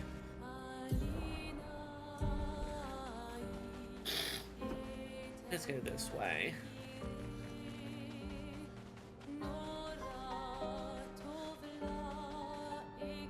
Okay. Yeah, I want to see what this is on the map.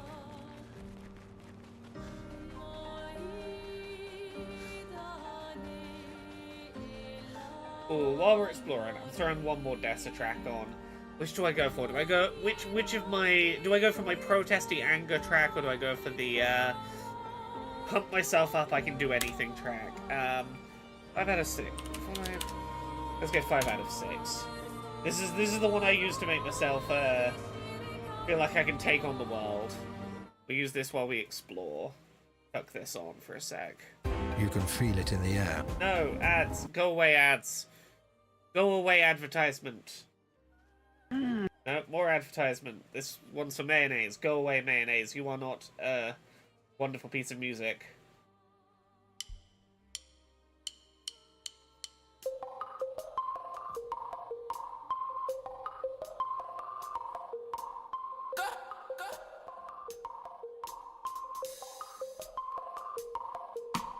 Double jointed, triple threat. I'm not some method actress trying to see my descent. You're gonna have to play the tape backwards. Save that breath for choir practice. Got no time for my detractors. Standing on my staircase, all you was a fire hazard. I put my time in now. I'm vetted, uncontested. See how an honest answer shuts down motherfuckers asking trick questions. I'm out here arms wide, hiding nothing. I've done it all in broad daylight, and I left the cameras running. In the ash, then I shine in the camera. My secret is how to demons see something. Go ahead and say something. I ain't afraid of it. I'm proud. Push me down. These buttons are in the light somehow. See the crowd is down, coming down, and I don't see too many rivals now.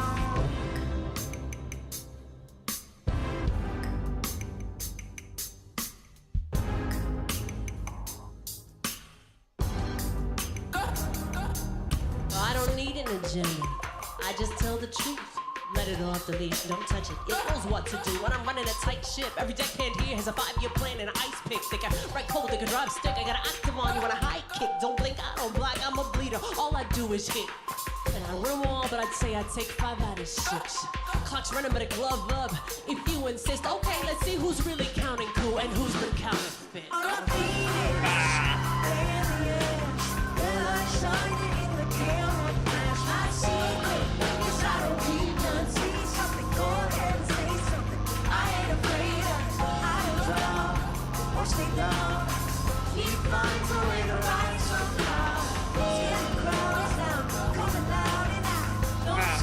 I keep trying to rush it. Cut my own gills with a pocket knife. Turning my fingers into sockets. My daily dose of lightning. Just buzzed enough to get me climbing up the kite. Straight my back is aching, my belt's too tight. I brought a chisel tip to this pencil fight. No luck, just fortified dice. I'm going morning and night, and I'm really rising. The fire on the horizon. I'm the Venus in the ash. Then I was shining in the camera flash. My secret is I don't keep done. See something, go ahead and say something. I ain't afraid of it. I don't drown, won't stay down. He finds a way to rise somehow. Scare the crowd is now coming out and out. Don't see too many rivals now. I'm the Venus and the ash. Then I shining in the camera flash. My secret is I don't keep done. See something, go ahead and say something. I ain't afraid of it. I don't drown, won't stay down. He finds a way to rise somehow. Scare the crowd is now coming out and out. Don't see too many rivals now.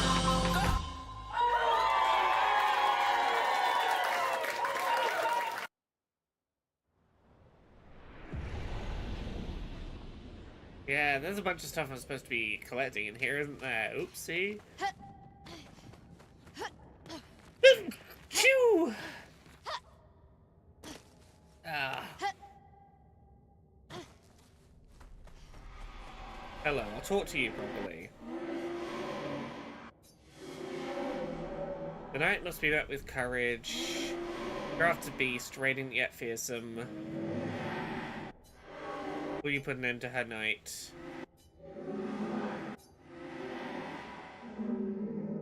A lamp that can be used to awaken the beast.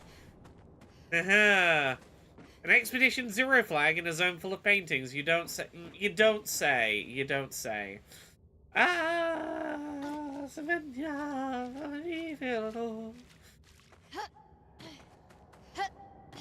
right. Can I awaken the beast right now?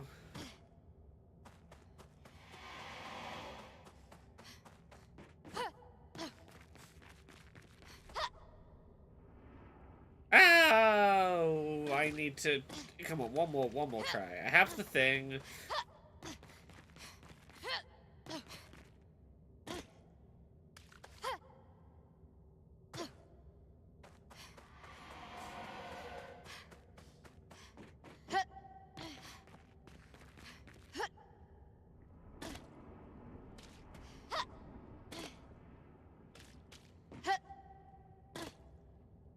Stop sprinting, I'll do regular normal jumps.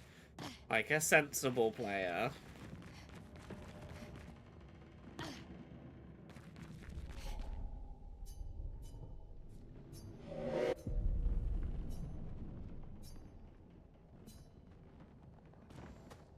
I need to follow these threads.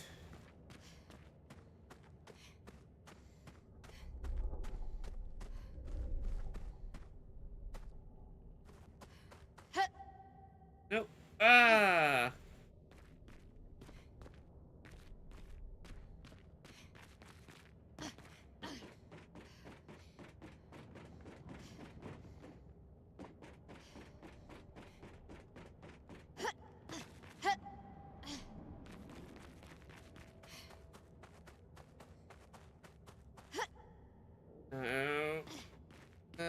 Where does the other thread go? The threads go that way, and... Up where I came from.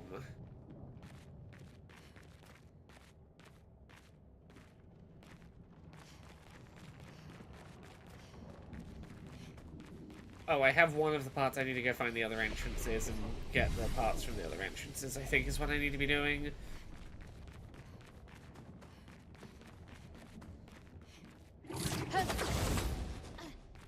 I'll try going this way. Where can I go from here? No, okay, and that's going to be the area that gets opened up.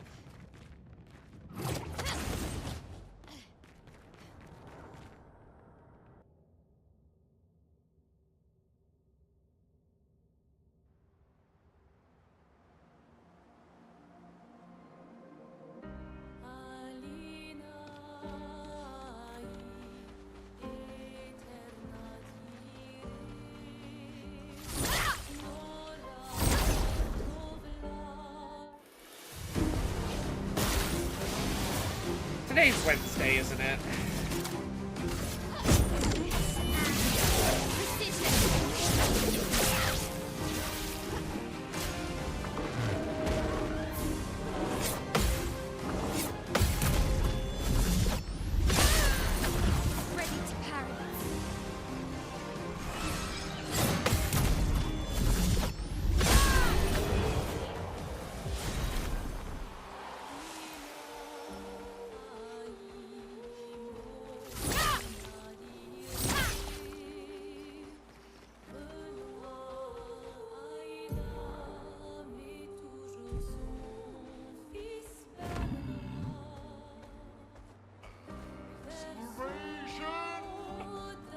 Exploration!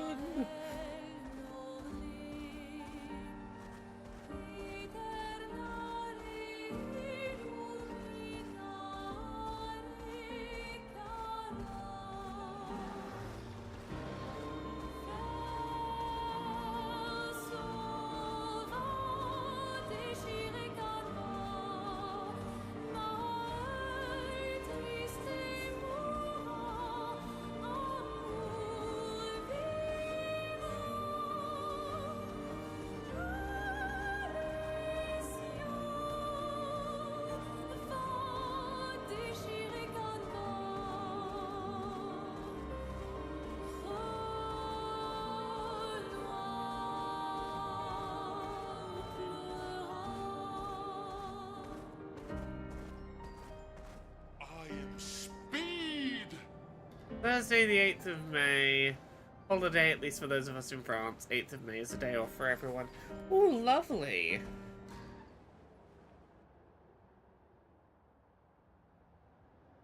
Follow the tracks.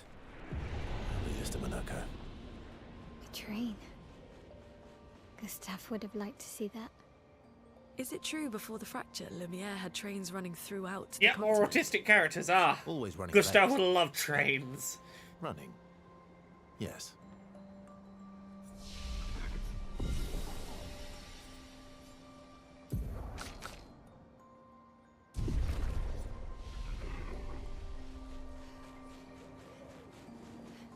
Let's go meet at least one more character tonight before we wrap. Let's go meet Monoko. Here we are.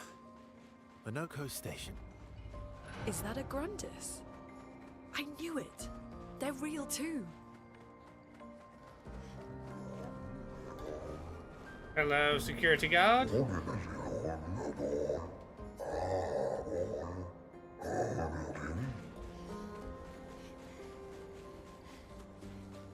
at this beautiful environment.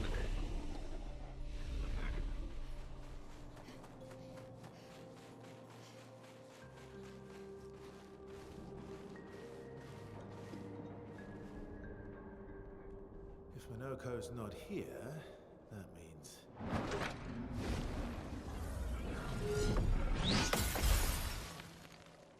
slow as ever. Obvious. Your reflexes remain sharp as ever. I approve. Obscur, did Verso pull you into another adventure? New friends. Speak our language. He had a lot of time to kill, so I taught him. Ladies, could I? Interest you in a duel? Definitely a gestural. No point trying to talk until we've calmed Minoko down with a relaxing fight. Be careful though. Minoko's fighting style is a bit peculiar.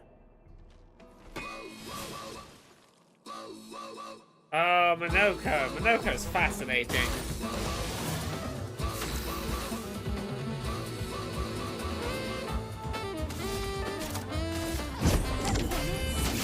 Will you survive long enough to show me your moves? Yeah, you will.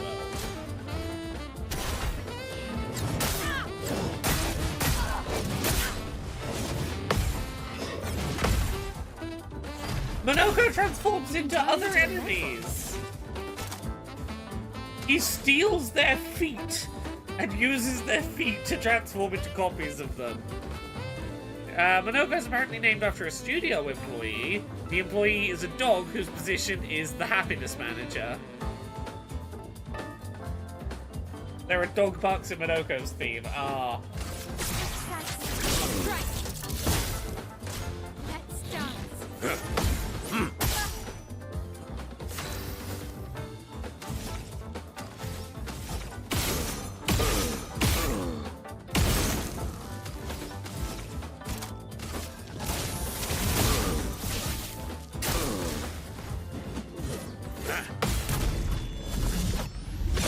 Electro Jazz as a boss theme is wonderful.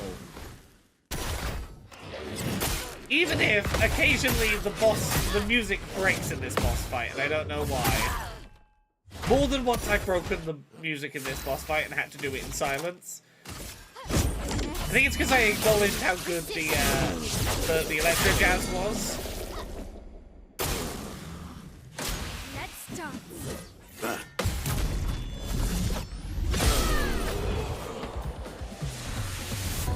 There it goes.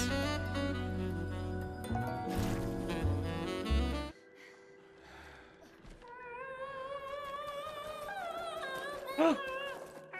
No Distraction, call. son. I'm really busy beating up strangers. Noko, what are you doing here? What is the man with the weird arm? Noko, you said Nevron? Oh yes. A Stalact is approaching. Come, it's me. Oh. A stalact.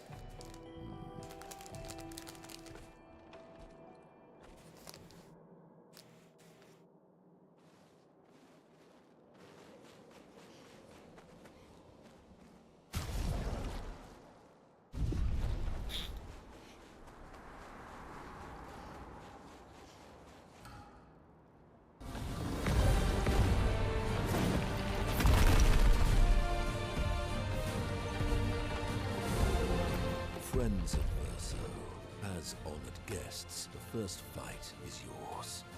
Defeat the Stalact with your fearsome talents. Ooh. Right.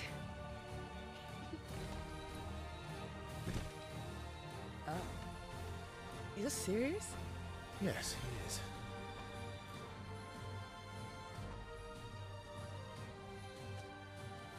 You're not going to allow me to solo it, though, are you? Ah, maybe you will.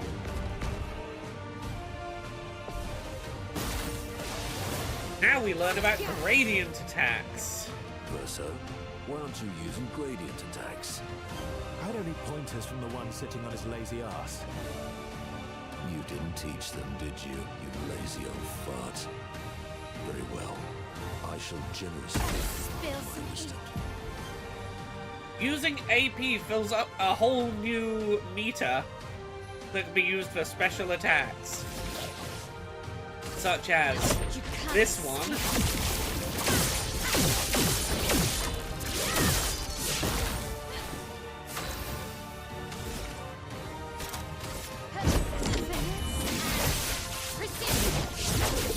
Because that's what this game needed, more meters and mechanics.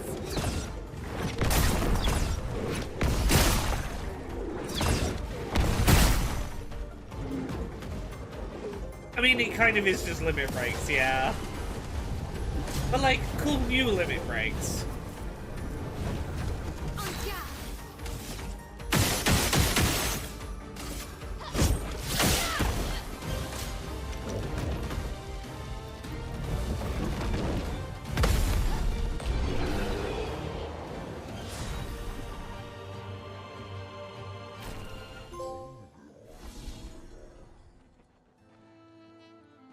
Here comes Minoko to steal some feet. Jealous?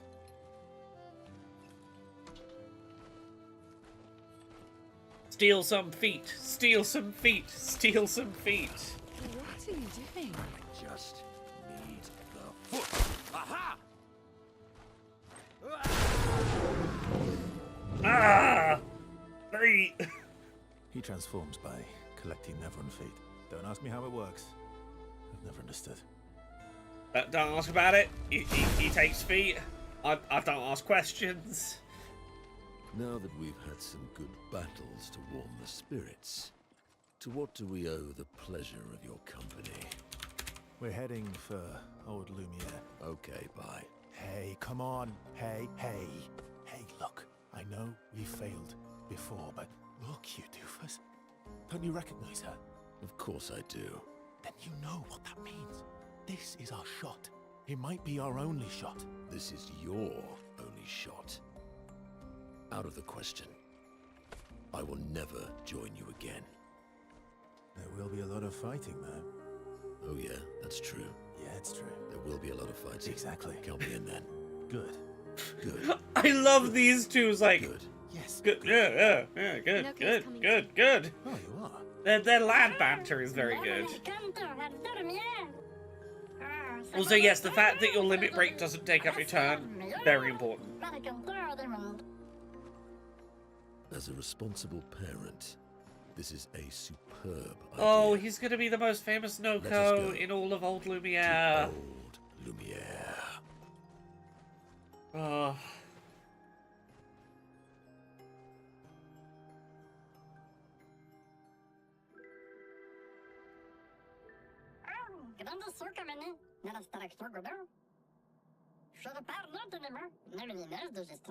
Oh, the rock fellas.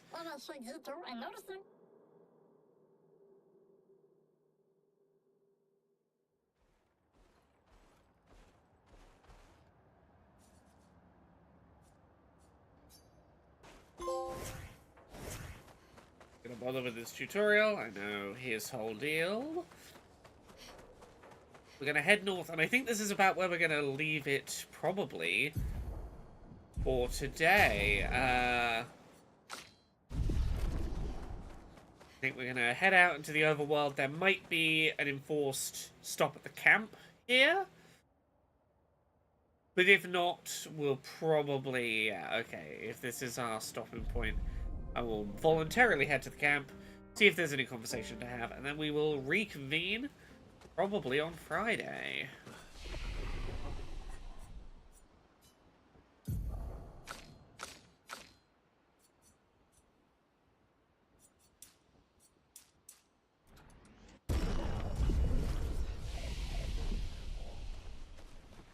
Minoko seems fun. Oh, yeah. Bet you guys got up to lots of trouble together. That obvious, huh? You guys getting us into more trouble now? An appropriate amount of trouble. I've spent some time with Gestrals. I'm not sure we had the same definition of appropriate. Let me guess. You've been to one of their arenas? Reigning champion. Naturally. Naturally. Feet? Really? Yeah. Don't worry. He's not interested in human feet. And the bell? A gift from the Grandis. Amazing. I wonder if we can achieve something similar. I'll stick to my swords. If we combine this with Pictos, could we selectively use Neveron abilities in battle? Okay, you seem busy. Yeah, I'll spend time with Lune. What do you want to know? I've been wondering, why stay on the continent alone? Why not return to Lumiere? I did. I went back. helped with the rebuild. Mm-hmm. After the fracture, we did Things must have been chaotic then. nothing like the end of the world to bring out the best and worst in us. I almost missed those times. You know, the dome shield. My father and I helped build that. Oh. Why'd you leave then? Those early expeditions, they were search and rescue. We didn't know about the Paintress then. We just wanted to find our loved ones. Like my mother. I see. But this time, you didn't go back. People didn't trust me. Guess I'm hard to trust. Perhaps. Guess they thought I knew more than I did. Halfway to the monolith, I was betrayed. Barely escaped. Kind of killed my interest in returning home. What about you? Do you miss home? I spent my whole life studying the Paintress and the monolith. This is where I need to be. What a long-winded way to avoid answering the question. Yes. There are things I miss. You paint such a vibrant picture. If you must know what I really miss of Viennoiserie. Oh, good answer. I miss those too. Look What? at these two starting to open up. I enjoyed this conversation. High praise. Aww, they're getting on.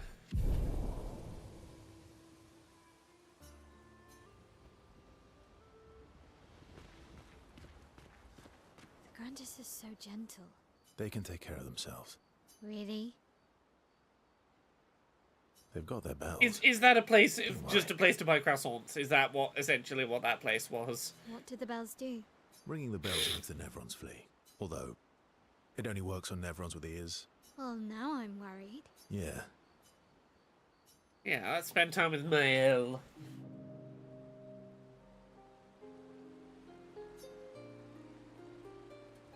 Throwing rocks again. The Emissaries is the class of baked goods that croissants are part of. Okay. Mm-hmm. You should try. Eskia would be horrified that we're throwing stones into the lake. Or he'd be super happy because we're sending them soaring on fun little adventures. Oh, so they're like little rock expeditioners. Right. Exactly. You get it. Would that make you Lumiere then? Yeah, I guess so. I'm launching them on their journey and watching them from afar. Stone after stone after stone, knowing they'll never come back. I feel like you're working through some feelings there, Mael.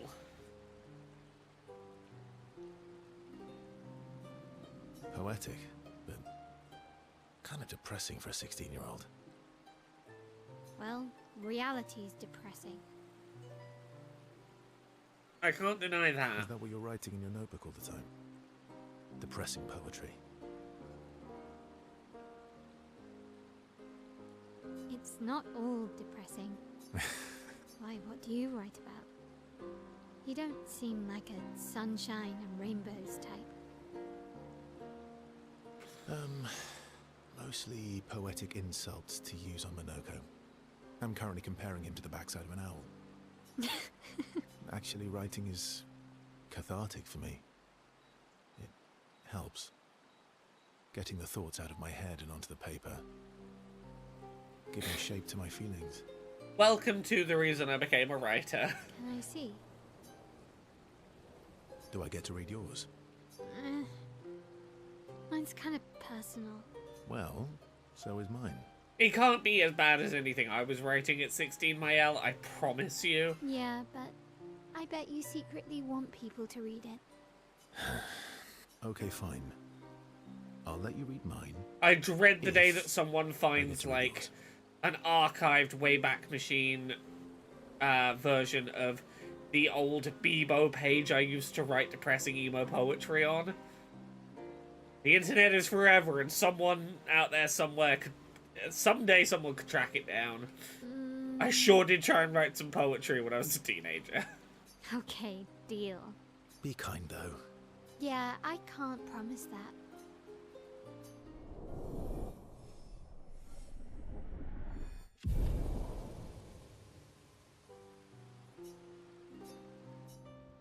The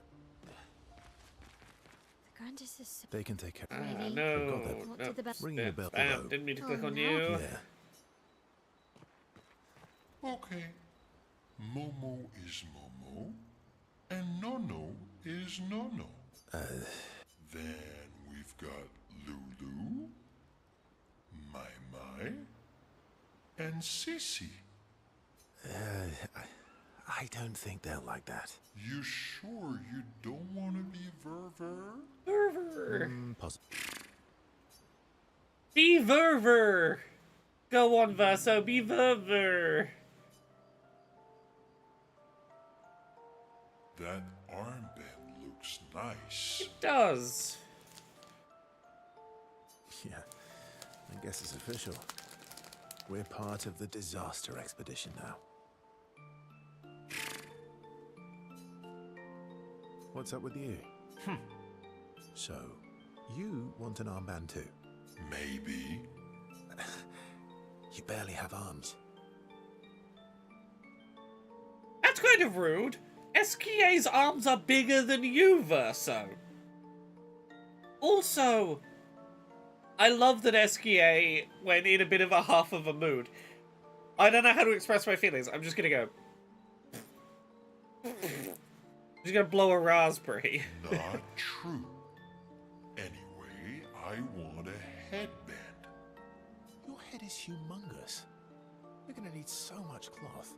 I have a big brain. All right, Monsieur Big Brain. I'll see what I can do. You do have a big brain.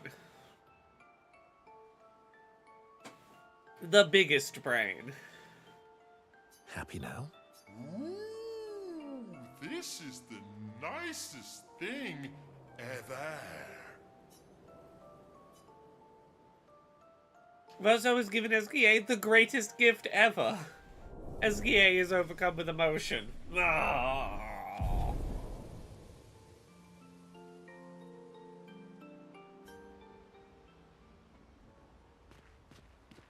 Is Golgra still mad at me? What do you think? Well, Golgra helped Noko start his merchant shop. Yeah, but defying Golgra wasn't Noko's idea, was it? Noko would have done the same for me. Noko would have got Golgra on his side first. Bah! It's been 10 years. Let's spend time with Minoko. Let's hang out with the lad. The bro. I see you got stronger. Well, I didn't spend the last few years hiding in the mountains. The mountain where a Pellerin cut you in half and you cried for my help. Yeah, the mountain where a Stalag stomped you, and I had to evacuate you. You want to fight? Well, unlike Gestrels, I need sleep, so I'll pass. I love that these two, for a game that is so much about like healthy emotional relationships, these two are those two guys that don't know how to talk about their feelings, so they keep threatening to fight each other because it's the only way they know how to interact. Coward.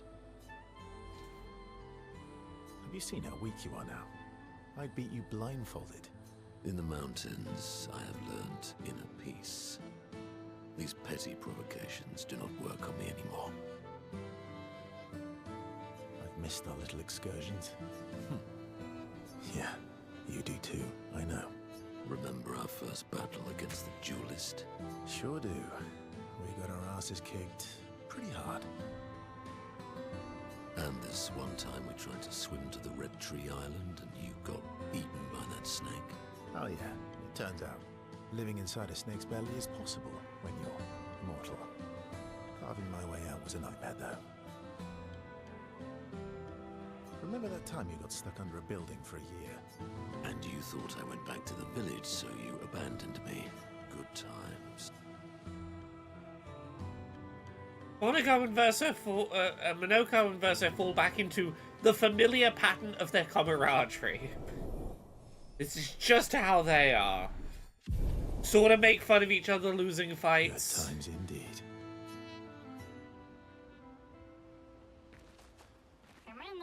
What present? Oh, I got your note about, but I didn't see a present.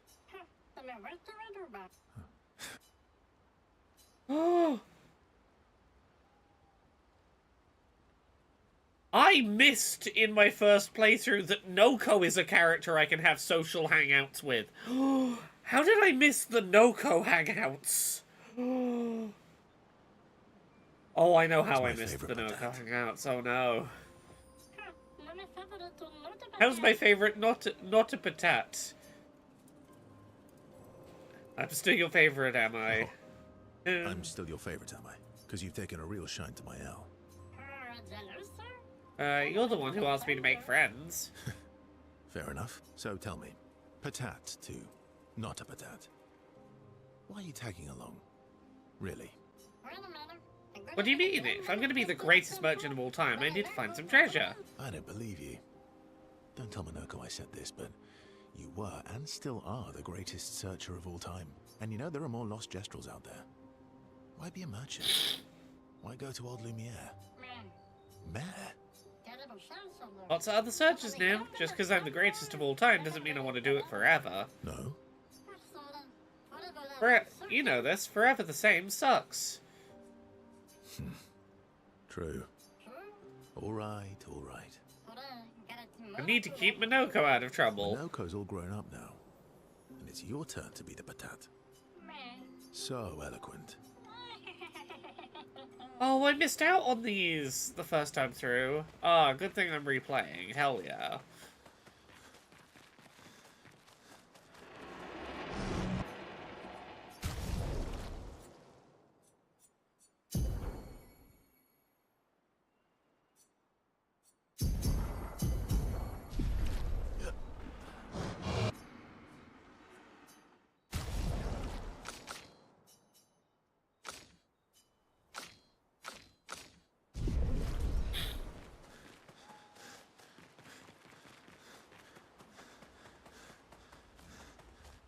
More present.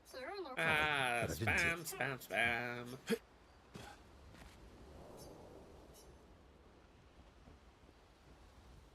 You see, there was a stalact, and I smashed it, utterly destroyed it. I did it in 2 attacks, plenty of damage. There was nothing left. And then there was a giant pelerin that attacked. It was tough, but I defeated it, no problem. Pelerins are weak. I could have done that blindfolded. This expedition is gloomy. Yeah. They lost a lot of friends, and they just buried another. Grieving takes time. How about a little verso magic to lighten the mood? You mean the one that hurts like hell? Yes, I mean the one that hurts like hell.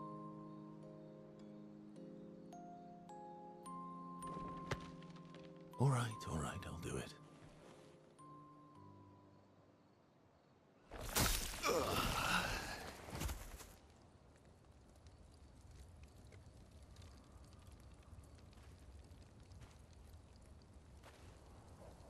Hi. Not now, please. I'm working.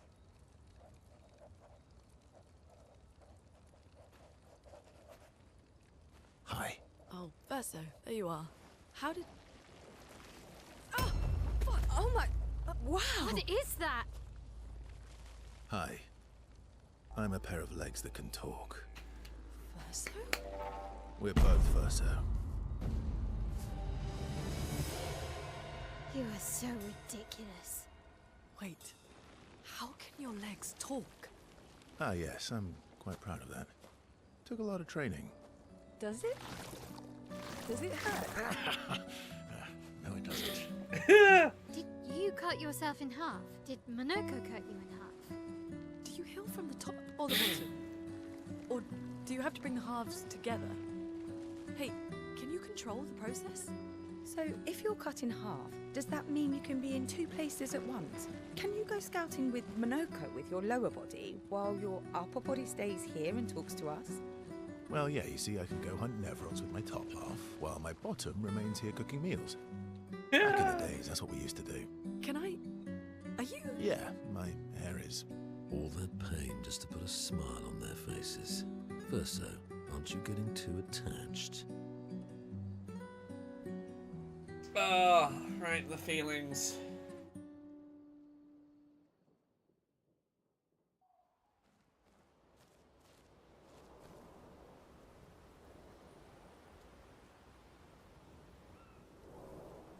Oh.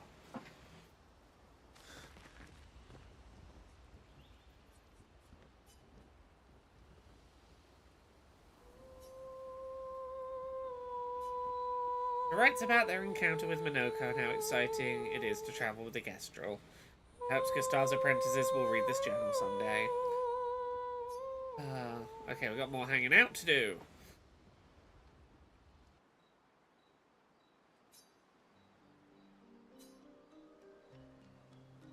Can you teach me to fight better? Better? That white-haired bastard hit us before we even knew he was there. High praise. You know they'll be back. Emotions are powerful. You have to make sure they work with you, not against you. I know. Okay. First lesson. Sounds obvious, but you need to see. Really see. Your eyes will tell you the truth, but your brain can lie. What do you mean? Emotion can mess with your perceptions. Fixate on the wrong thing. Okay. You need to see things as they are, not how you think they are. How they move, how they think, how they react. On the field, it's just you, your weapon, and your enemy. Everyone has blind spots, so every day you ask yourself, what's yours? What's theirs?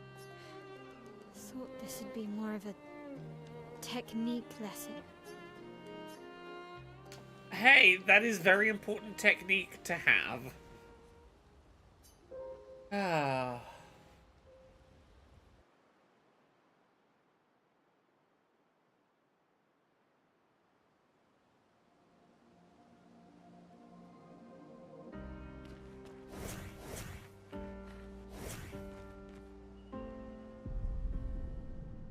I think this is where we're going to leave it for today. Thank you so much, everyone, for watching. I hope you have enjoyed.